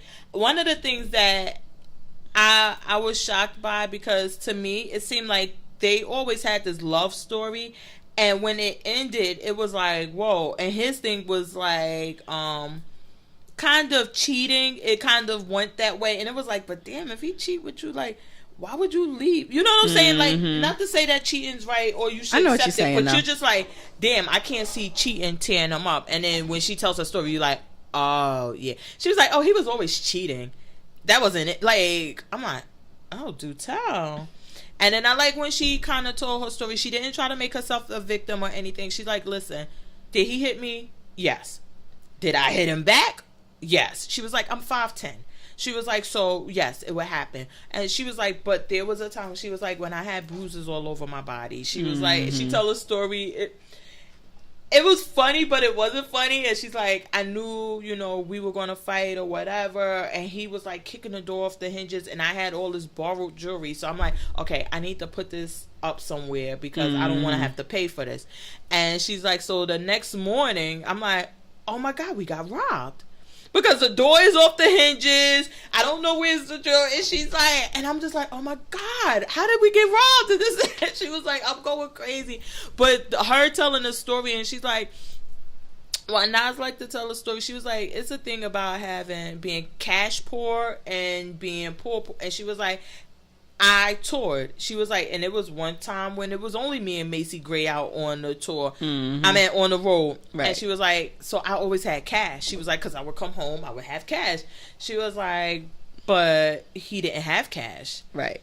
And she was like, so you could take it for... I think it was really, really good. She talked about her husband. She got a new baby. I thought it was really, really good because... I don't know why in America we are like this, but we always assume like the person who's not talking must be guilty. Right. And I think that people look at Nas and all this righteous thing like, oh my God, how could you give that up and this and that? And she's like, I came home one day and it was a foreclosure notice on the door and I called him and he was like, fuck you. And that was it. Like, you know what I'm saying? So she's like, this is what I've been going through. And she was like, and I haven't said, but apparently something happened recently. Well, that's what I was going to ask you. Like, it's not that I would presume that she's, you know, he's guilty, she's guilty. They're not she's not telling the truth. My question is always, what takes so long for you to tell your truth? Well, that's what I'm saying. I think something happened where because apparently it was on TMZ, but I wasn't paying attention, about that he's taking her to court for like custody or something and saying something about her. And she's like, all right, this is going. She's putting it out. Yeah, and then she said, like, you know, a part of me wanting to tell my story is that I have money for lawyers. She said, you know how much money I spend in lawyer fees? She said, but what about the woman who doesn't? Right. And that somebody could just do this to you and just take you to court over and over. You know what I'm saying? Yeah. It was really good. Really good. And Jason is really good interviewing. I think that he's getting better because he's learning to shut the fuck up sometimes. Because if you have an interviewer who always wants to tell their story and talk, and it's like, no, that's not what we here for. Yeah, shut the fuck up. But that was one of my picks. Pose was the other pick, and then Troy Fall of a City on Netflix. On Netflix, how is it? I've been looking at it. I watched like the beginning of the first episode, but definitely something. It's been showing up in my queue, and I'm like, I'm thinking I should watch you. What do you think? I mean, I'm here for it. I love the. I love the movie. With Brad Pitt. I started watching it yesterday, but then Dateline came on, so I had to stop, watch Dateline, and then I just didn't get back into it. I can't with you. I know, but Dateline is so important. And then the movie The Week Of, with Adam Sandler and Chris Rock. Oh, is that the marriage one where their kids get married? Netflix. Okay. I wanted to know how. I mean, let's hope it's better than Adam Sandler's movies have been bad lately. Oh God, maybe Chris Rock is like able to dial it back. Like, no, stop. That's enough. Don't go any further because you're gonna ruin it. Someone else has said that, and I was like, but if you really look at his movies before, it seemed like they were always on that trajectory to go that way, and it just seemed like maybe the less he had, as far as when you're starting out, okay, it's only but so much control you can have. The studio's coming in, and they were able to kind of like narrow it down and get it like where it wasn't ridiculous. But then once you're successful with these hits, you come back to the table. You're like, nope, I'm getting all of the control or something. I see your point, but I raise you Happy Gilmore. I fucking love Happy Gilmore. The golf one. Yes. And when he's in that school and Doyle rules, and oh God, he's punching kids and he's having sex with teachers. It's like, I think he punches Bob Barker. It just is so ridiculous, but it's so fucking hilarious. So I'm wondering if he just couldn't do that type of humor anymore as he got older, and it just became more of a less physical comedy. And then you're like, oh, he's not really that funny unless he's falling down and stuff. I don't know, but I mean, I love his. Oh my God, Happy Gilmore. Happy Gilmore is one of my favorites. Big Daddy and Waterboy. Yes, Big Daddy and Waterboy. I'm like, come on, they wasn't dialing him back in Waterboy. I think to a certain extent, because if you look at the ones that he had recently, like that one where he was a woman and stuff like that, it's kind of the same thing. It's just that for some reason they're not landing, because that's why I say, like, they don't seem that far off, where it was like, where the fuck you get that from? It's kind of the same even thing. 50 First Dates. I love 50 First Dates with him and Drew Barrymore, where she has Alzheimer's and he has to introduce himself to her every time. And I love that movie. And now, I don't know. I think, in my opinion, because when I see maybe just the budget got smaller, like you said. Oh no, I think that the budgets got bigger, which caused the problems. Because I always say, if you watch a show, if you haven't noticed, you watch a show, season 1, if it's like a fan favorite, people love it. Right. By the time they open up that budget on season 2, it's like, what the fuck? That's what happened to Empire. I was about to say, it's the perfect example. I don't even watch it, but I know people swore by season 1. Oh, season 1 was great. But then once everybody got behind it and everything, it's like, then now everybody's in it. It's like, okay, we're going to open up the budget. Let's bring this one in. Let's bring that one in. Let's bring this one in. And it's like, okay. When I heard the commercial for it the other day, and it was like, Cookie had a heart attack, and they don't know. I'm like, well, didn't Lucius just get out the damn cabin? With Demi Moore. I'm like, but that's what if I had ever started, I would be done. That's what I mean. Like, the budget, like, so now you can get Demi Moore. Right. Where before you couldn't. And now it's like this one, and you're like, I think How to Get Away with Murder kind of went that way the second time. Right. I think it happens to a lot of great shows. They get away from what you like because now is money is a budget, and the studios care. Before they like, oh fuck it, get them. I was wondering. Look, get them. It's a really good point though, because I was thinking too with Handmaid's Tale when we saw Marissa Tomei. I'm like, don't start with these guest appearances and everybody just want to have an episode. But I'm like, if it's done like that, where your episode, we recognize you, but you come in, you land a point, and you're done. It's not they're stretching it out. This bitch is dead. It ain't going. And the people we care about, we see the next bus come in, and we see the girls who we've grown attached to coming in. I'm like, if you do it like that with these guest appearances, it can be done right. So, but you never know. See. I mean, we don't know, and that's I don't know, but I love you. Okay, all right, we'll see. So, what's your pick? Well, definitely, you saw it already. Watch Champions? Hells no. You can talk about it, but go ahead with your picks. You gotta watch well, definitely Avengers. You already saw it. I'm going to see it tomorrow. Infinity Wars. We are addicted to way more than TV here. The show I told you about last year, I guess, but I know you don't do subtitles, but 3%, they uploaded the season 2. Somebody put that as new, but I can't. Yeah, they uploaded season 2 yesterday, so I'm waiting for that to start. But it takes time because they do it. It is in Spanish. I forget where exactly. It's from Brazil, I think. Brazil, So it is in subtitles. They don't even dub it, so you can hear them. It's in subtitles. So I can't read, so.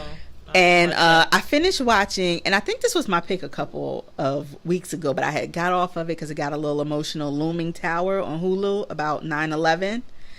Oh, is that what that's about? Because after you watch Handmaid's Tale, it'll come on automatically. And I'm like, I was telling you, like, it was about like the things the government did to cover up certain people that knew about things, and it was really good. And the last episode was actually 9/11 when that happened, and it was really a good series. I liked the way they did it. It was like a slow build. They didn't have to really, hit you over the head with the like recreations of 9/11 and stuff. Like, they use a lot of footage, so you saw a lot of footage of like the people covered up in the dust and all of that stuff. It wasn't a lot of recreation, and there was still stuff going on in other countries that they were still giving you. I really enjoyed it. So if you're looking for something to watch, it's only 10 episodes, so it's not a long binge, but I enjoyed it. And it was people that you've seen. Condoleezza Rice was there, George Tenet, Richard Clark. It was good. I liked it. What's the name? Because I I guess that, not to say that, you know, because of course you can't forget something like that, but I think because of where I lived, it's kind of, you really don't want to keep, to me, right? Like, you don't want to deny, like, of course it happened and you want to acknowledge like what it was, but honestly I hate to relive that. I mean, because literally I'm right here. Well, that's what I was that's why I had kind of fell off of it, because as it approached to the actual date of the, you know, the show where it would happen, I was kind of felt myself getting emotional and stuff. So I was like, I don't know. But the way they did it, and I mean, it's, you know, personal preference. It still does evoke that, but you don't actually like them trying to recreate and do all of those visuals. Just you seeing, you know what happened. So when you see the dust covered ambulances and stuff like that footage, I don't think I want it's like they didn't have to show the planes hitting, things dropping for you to flashback. I don't think. Maybe I like the way they did it. I'm in a weird space and I just don't. No, I mean, I understand that, because I'm sure, knowing what it was about, there are plenty of people who just opted out of it totally. And I mean, they recreated people who are still, some people who are still alive. They recreated some people who died in the towers. So it's like, I'm sure there are people whose families were just like, hell no, can't do it. Not here. So, I don't know. I'm just not here for anything. But I enjoyed the way they did it, because I like the story of the people covering it up, the people who had clues and this interagency thing with the FBI and CIA and didn't want to share, and then tried to cover their tracks for not sharing, and then you find out that they married each other and I like that part of it. So I finished that, and Dear White People came back. Well, it's coming back the 4th, May 4th. Season 2. And I saw this commercial for this show on YouTube. Apparently YouTube is doing shows now. Yeah. Cobra Kai with Ralph Macchio, where him and the guy they like become enemies again. I gotta go to sleep. From the Karate Kid. How long is this show gonna be? Really? Okay. It must be like 5-6 episodes. They can't be expecting me to tune into this for 12. Okay. Oh, one of the shows I was gonna say is Bunheads. Have you ever heard of this show? Was that a new show or an old show? I've never heard of it. On what channel? I was watching it on Hulu. Bunheads. I gotta look for it. I never heard of it. Let me see, because I was watching Hulu to watch Handmaid's Tale, the last season. Right. Before the new season came on, and this show came on like right after it. So I just let it play. Oh, about ballet. Okay.